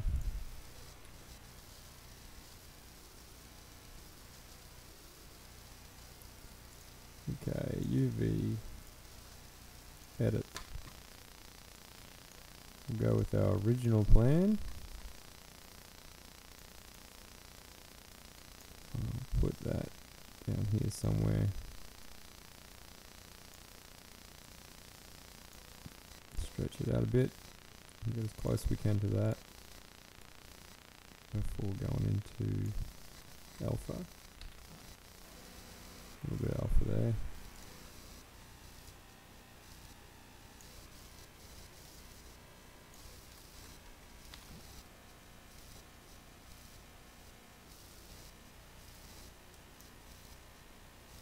Let's go with that for now, so we can move on and we can fiddle around with this later on.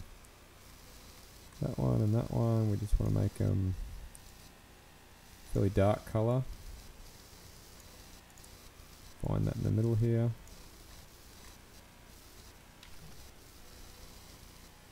And that'll do for now.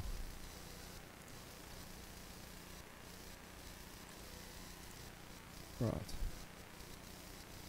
Get edit poly so we can select it, get it to a position where we need it, which is there, and then remove the rest of the files so that we're the only one left. File, export, that's the end cap, save that out.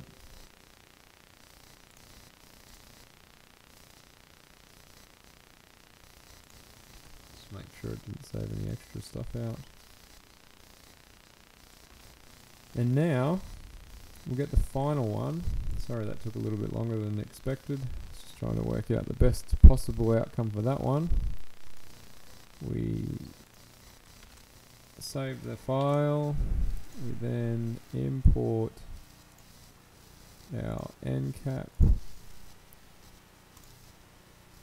This is end cap 1. And cap 1, and we'll just see how many poly difference it is. So 108 on that end cap.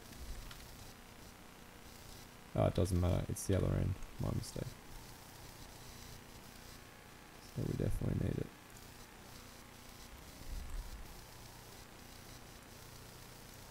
And then we'll just map it the same way as we did that one. Let's just double check what we did, because my memory's not great. Edit. Save that out as a picture so I can remember what it looks like.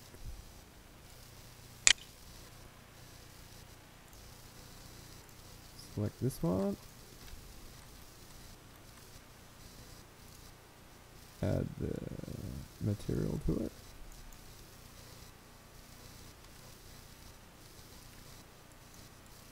Edit. Unwrap. Edit.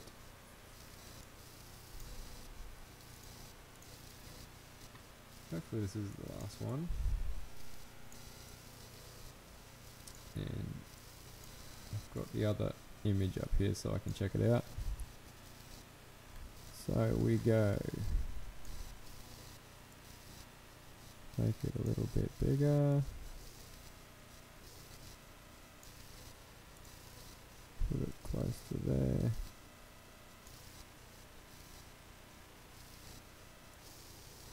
that side, make these a little bit smaller.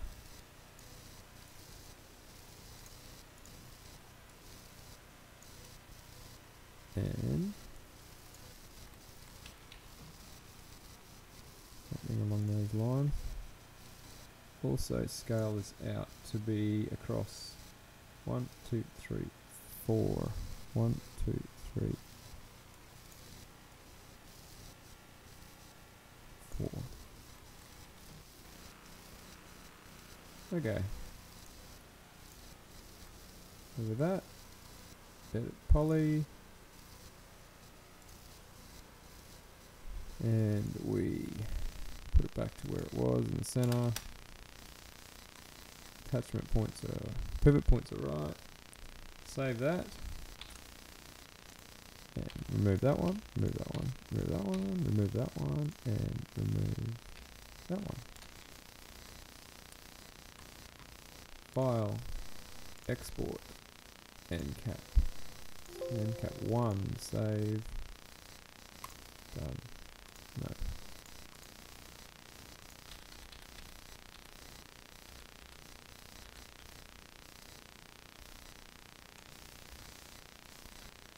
Okay, hopefully we don't need to use that for a while. Maybe, maybe not, we'll see. Let's drop this into Trainz once I delete the existing one. This in version 2.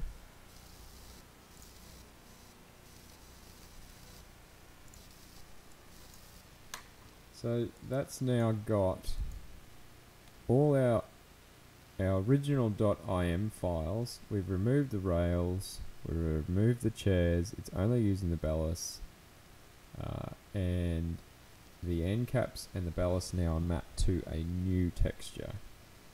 That the only reason I've mapped them to a new texture is because the TANE Trk Oak is the one I'm going to be using, and I don't want to have too many textures floating around, and I also didn't want the sleepers to be built in to the ballast. So now it's just a texture that has rocks or gravel or whatever it's going to be made out of.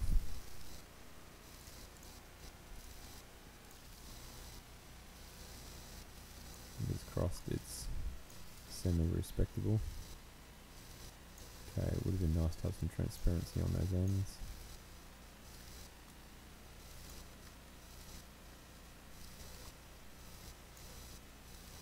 Okay.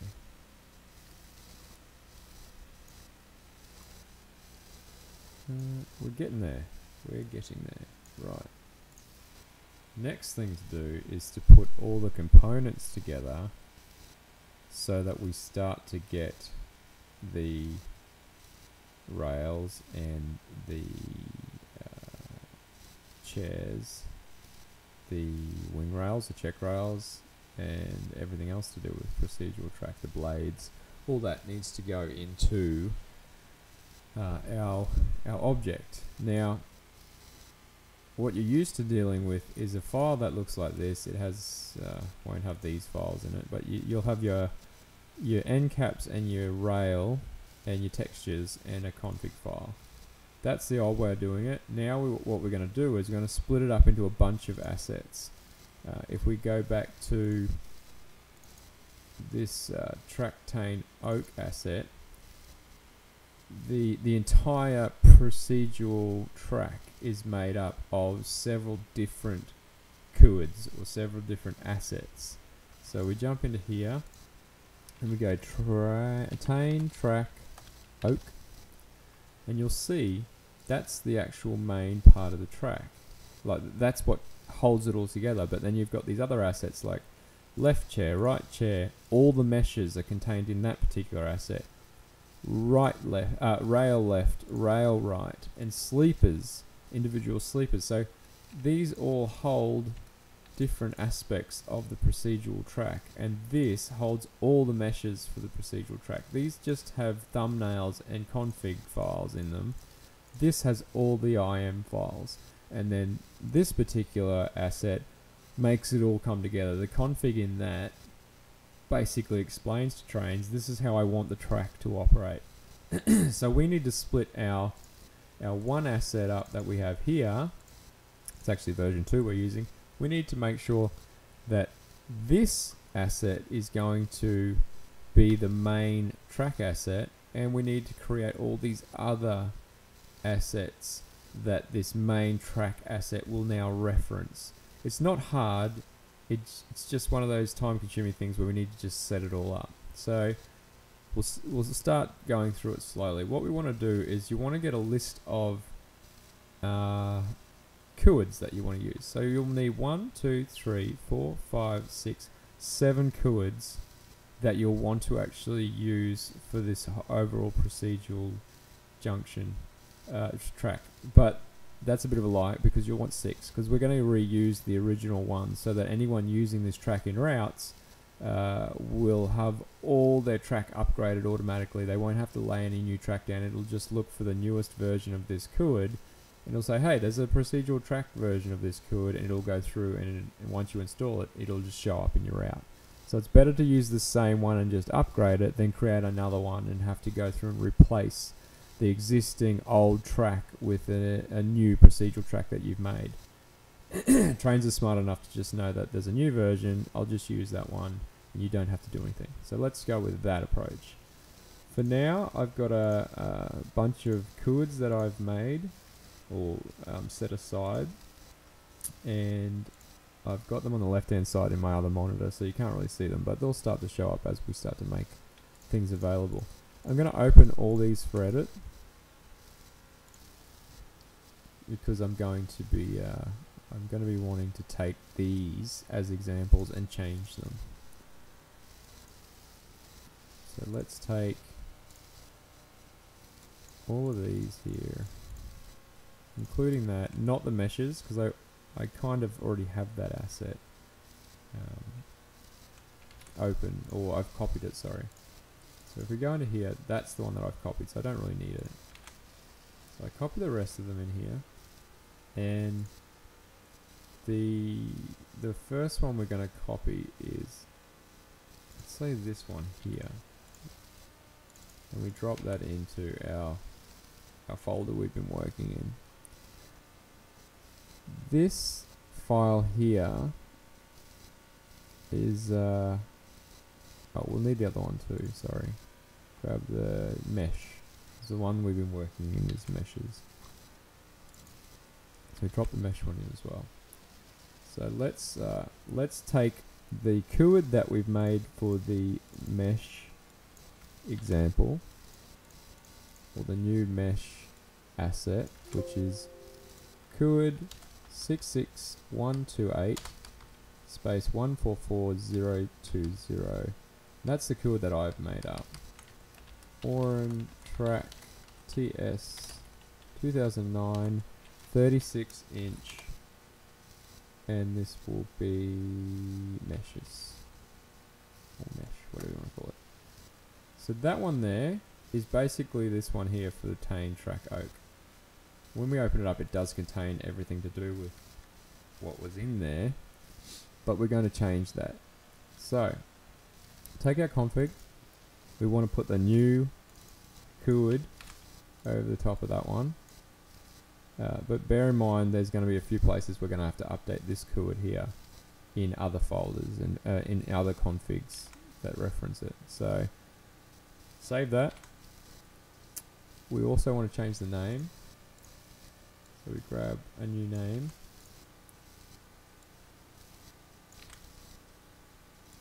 and we want to make it for 4.3 because that's the version of Trainz we're actually manipulating this in. That's basically TANE SB1. All the rest of this stuff you can change as you please, but because the TANE Trk Oak is very similar to this one, I'm going to leave it as is.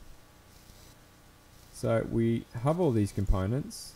You know, there's track lod 0, which is what we've been editing, track lod 1, track lod 2, track lod 3, and then there becomes new pieces of mesh that we just luckily get from TANE Trk Oak, and it's going to match what we've been using because we decided to use the texture and remap our original files with the TANE Trk Oak texture. So they're just going to come across quite nicely. So there's sleeper lod 0, sleeper lod 1, lod 2, lod 3. The problem will be is the sizing. The sizing will be too big, so we're going to have to go back and edit some of the sizes on some of this stuff.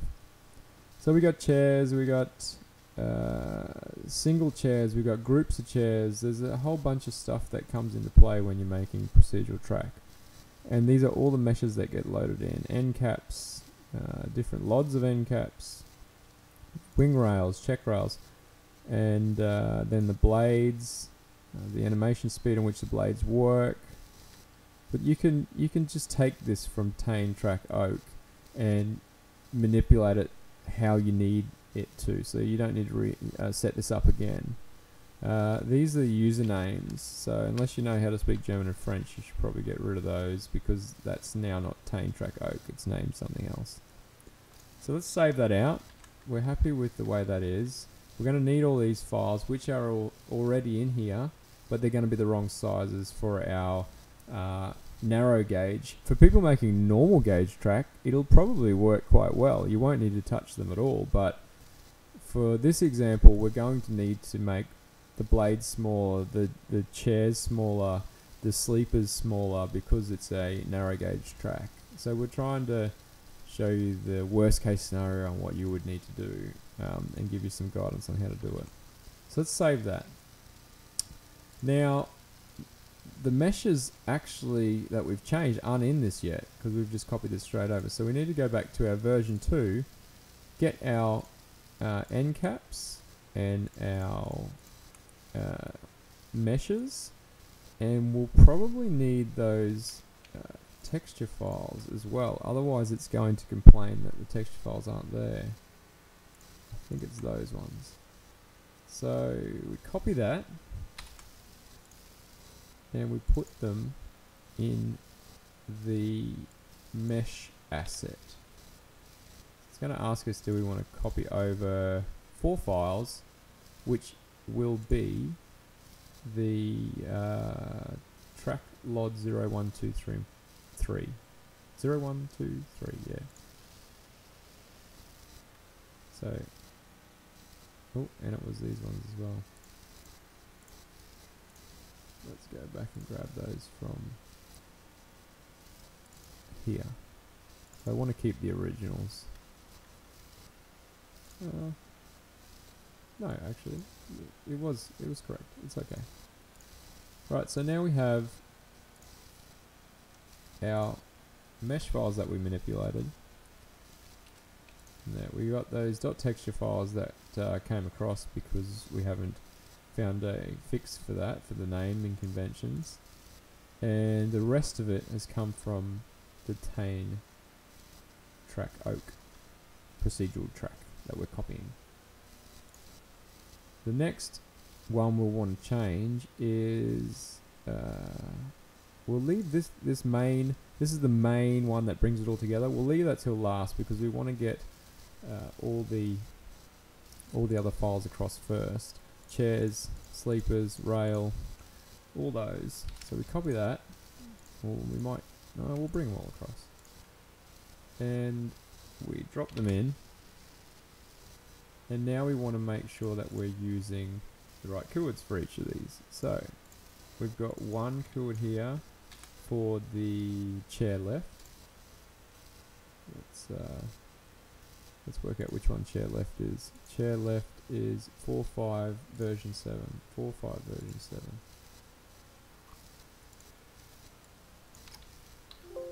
Ooh, yep, that's right. So we've made that keyword up. That's our own keyword for the chair left. And we rename the folder. Chair left. We then take the config file in here and rename it.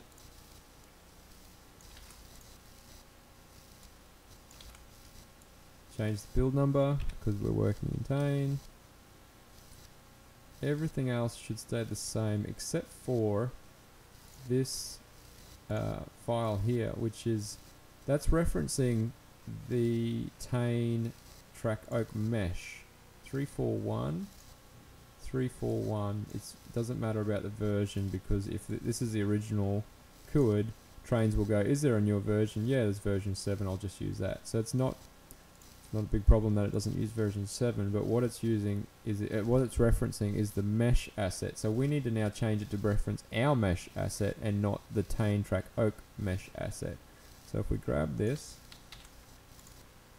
you go File, Replace, that one, and we find that this is our mesh asset now. So get our coord, and we want all instances of this to be replaced. You'll find that there's a version 2 that something uses now. We don't want it to be using a version 2. We don't want it to be using the version 2 of that TANE Trk Oak. We want it to be using our version. So we change it to that as well. And we don't need 2 copies of that in the coord table, so we get rid of it. So now it references that asset only, and it has all the correct coords for the mesh asset. Great. You'll find that there's different padding for these chairs and whatnot. We're going to go through and change them later. We just want to get it working now. So when we do load it up, it's not going to look right, but at least all the procedural assets will be in there. We can start to play around with it. So that left chair is now all set up. We don't need to touch that anymore for now. We will have to later, but not yet. Okay, let's do the same for the right. So we get our coord that we've made up.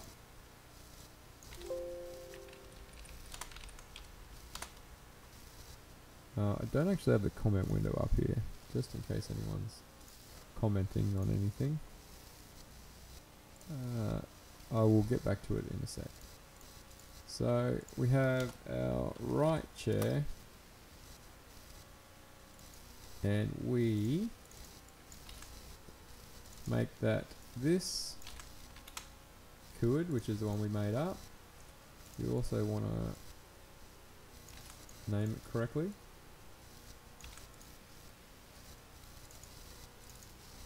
And it's built in 4.3. Name it correctly.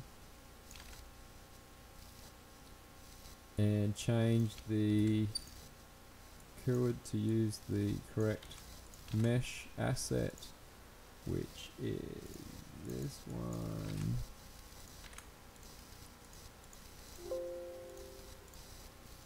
And we need to change that one as well.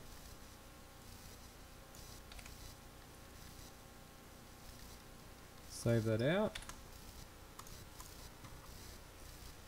Next asset we can do is the left rail.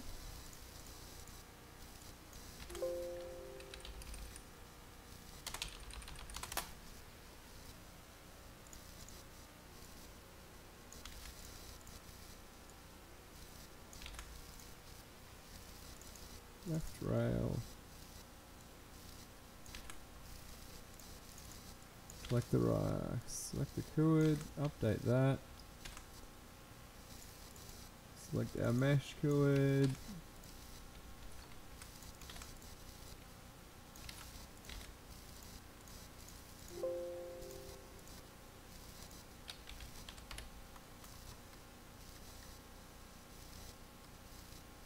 And change any versions of that original coord to be our mesh coord.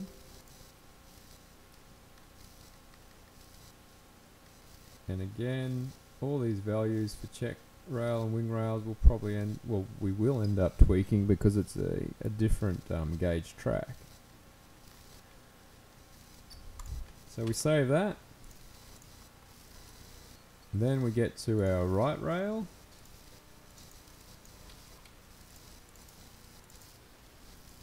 Change the coord.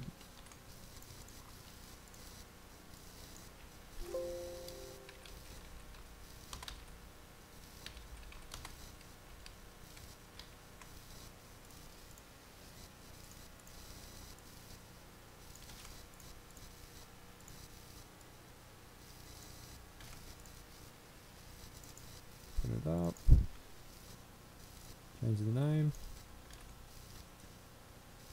Change the build number to the one you're working in. Update the mesh coord.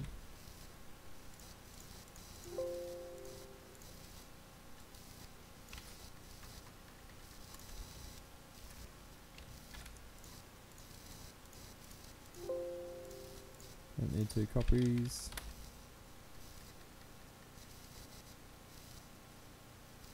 Save that out.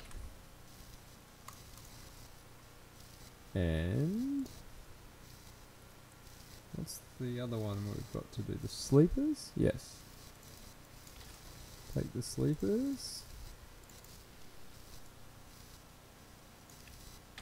Update that.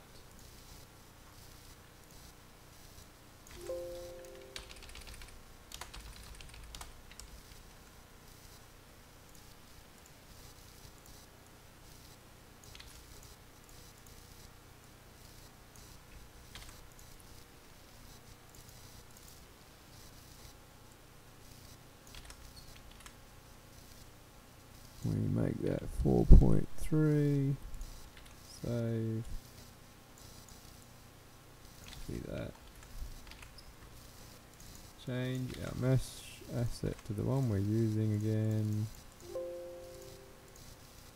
And we need to update that one as well, I believe. Yep. 341.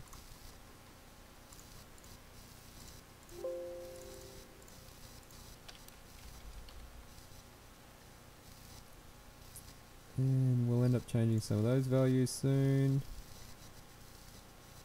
Save that out.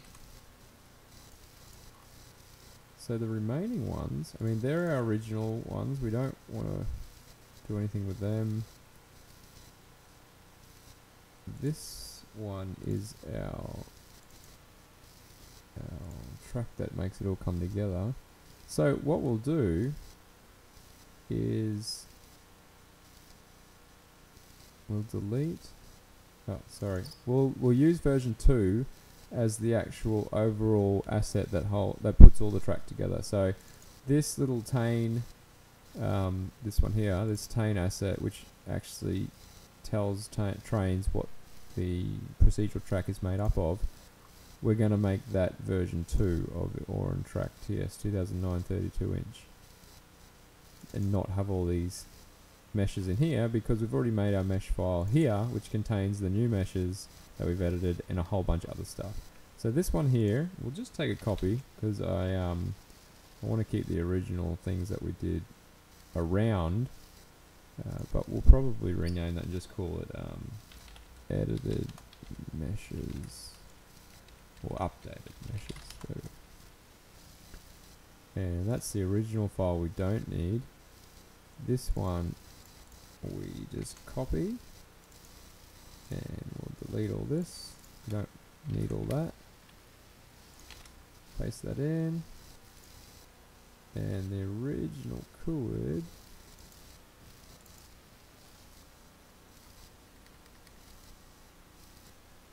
that one.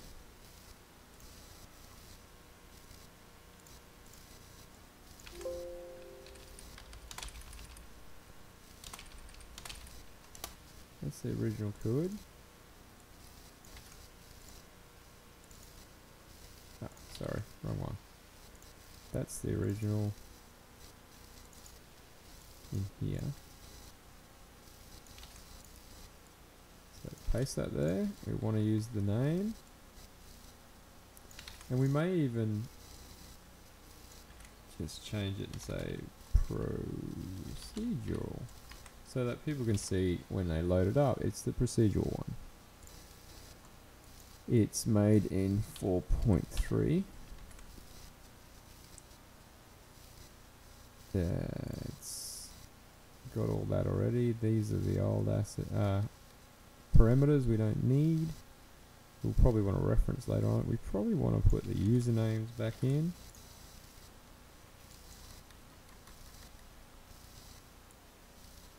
Overwrite any existing ones for that other asset.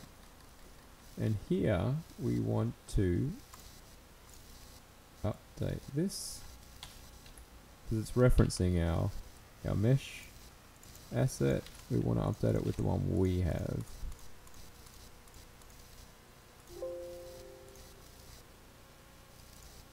And then we want to go through and update any other mesh files or keywords that it's referencing in the attached splines as our chords. So our right, our rail left, you'll see our rail left is the 21, so we're going to want to update that. We go in here, we get our chord. That's our rail left. 342, 342. Then our rail right, 343. Rail right, 343, 343. Sorry, what are we up to? 344 is our sleepers. 344, 344, 345 is our chair left. Chair left. 345, 345, and 346 has to be our chair right.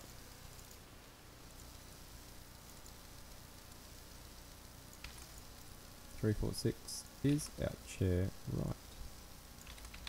Okay, so we've gone through and we've renamed, or we've copied all the assets, the individual asset pieces that are needed, and we've renamed them or given them the right chords that we've made up under our chord name.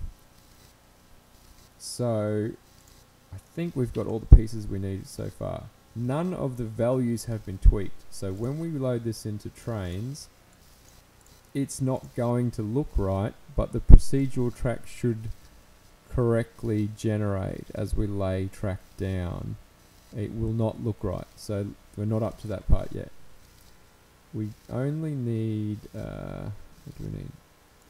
That's changed now. So, let's just go with final, and we'll put everything in here. Hopefully it lets me. Okay, I've got something open. Try again. What else do I have open? Something in there. Probably 3D Max. Close that down. Let's just save. Maybe, maybe not. Yeah, why not? Try again. Anything in here? Close that down. Don't need that one. Come on.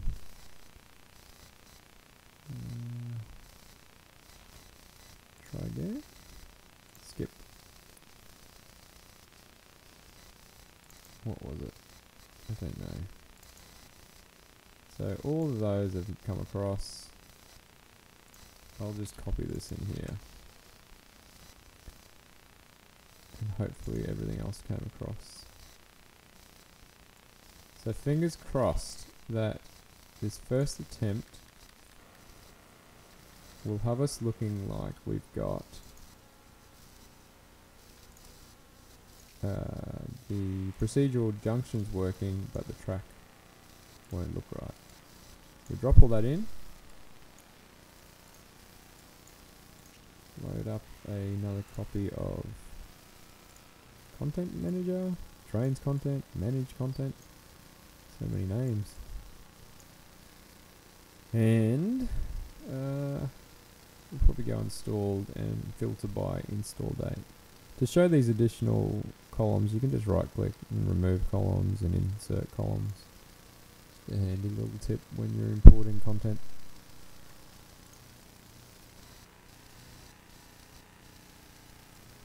It's still importing, it should be. Oh, it's finished. Got some errors. What do we got? Failed to load child image for texture. Well, that's not going to be good. It was for that one, right. Let's have a look.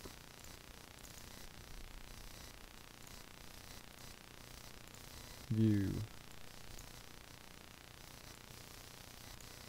Unable to load primary texture.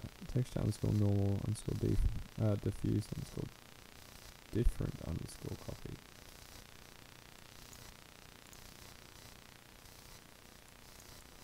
Track normal. Track normal diffuse. What is still using that? I thought we replaced that. So in the original, that is still, that is referenced, but we don't want to be using it. So let's load up Max just to see what has happened. We shouldn't be using this texture anymore, these textures anymore. I might have added it in here and exported with it perhaps. Let's have a quick look.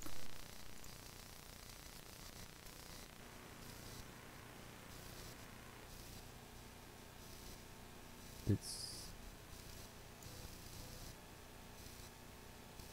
trying to find those.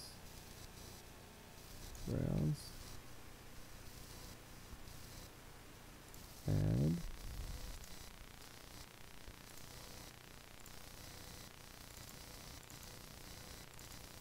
Shouldn't have moved everything. Should be able to find them under updated meshes. Which are the ones? Rail and rail something or other. Rail copy and rail copy normal.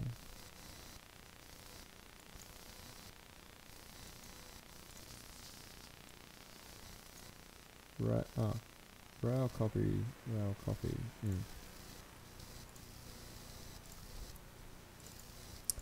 You would think it would lead me in the same spot, wouldn't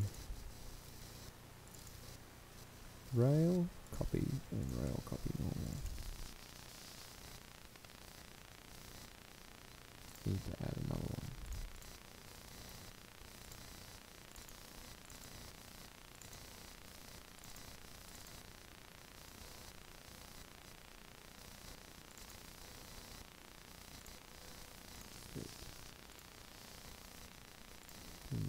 Right. What happened here? It was looking for rail copy, rail normal,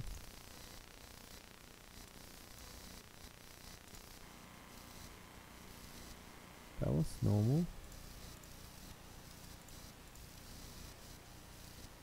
ballast diffuse,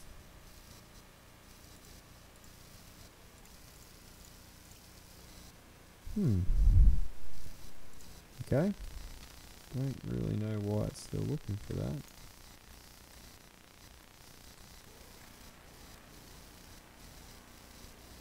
Those files don't use it.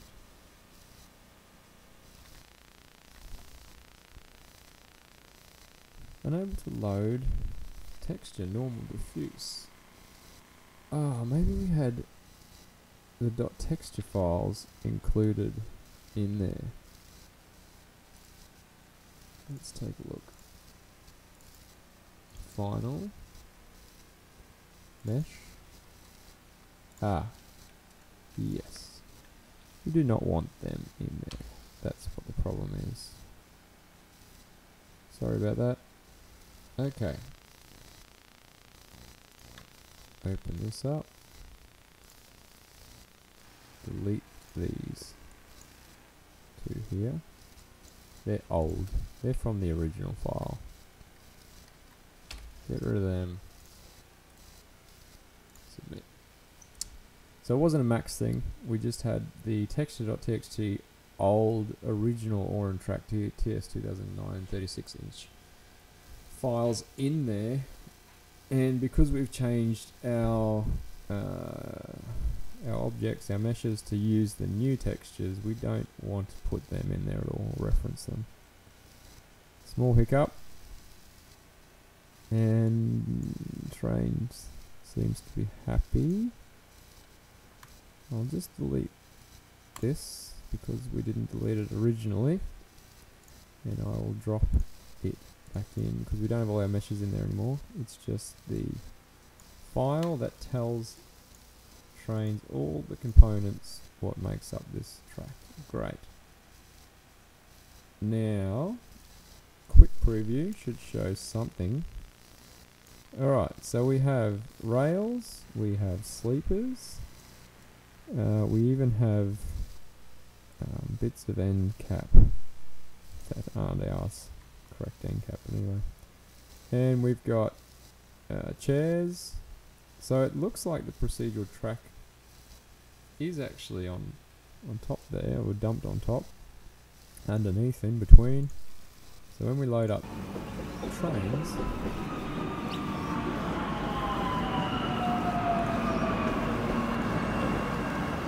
this piece of track, and you can see now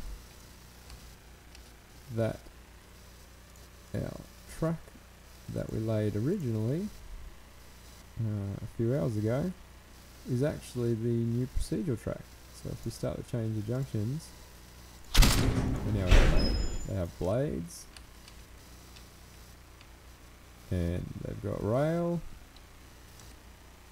they've got check rail, wing rails, and they do have sleepers and all the rest of that, but it's all hidden underneath at the moment. So what we're going to have to do is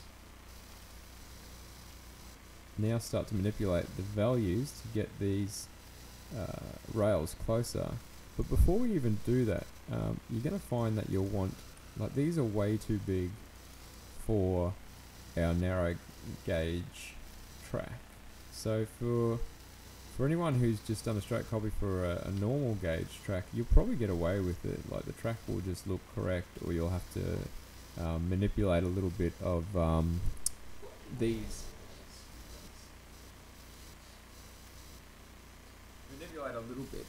the levels and heights of things. But other than that, you'll probably get away with it.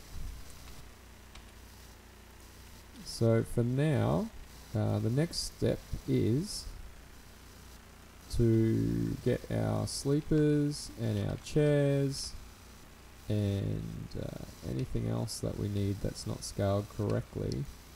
We'll need to actually get it into the right scale for this track. So that'll be the next video that we'll attack. But thanks for getting to this point. And again, if you just want to make normal track, you shouldn't run into having to do the next part. But the next part will also show you how to change the scale of things. Maybe we'll change the scale of things in the next video.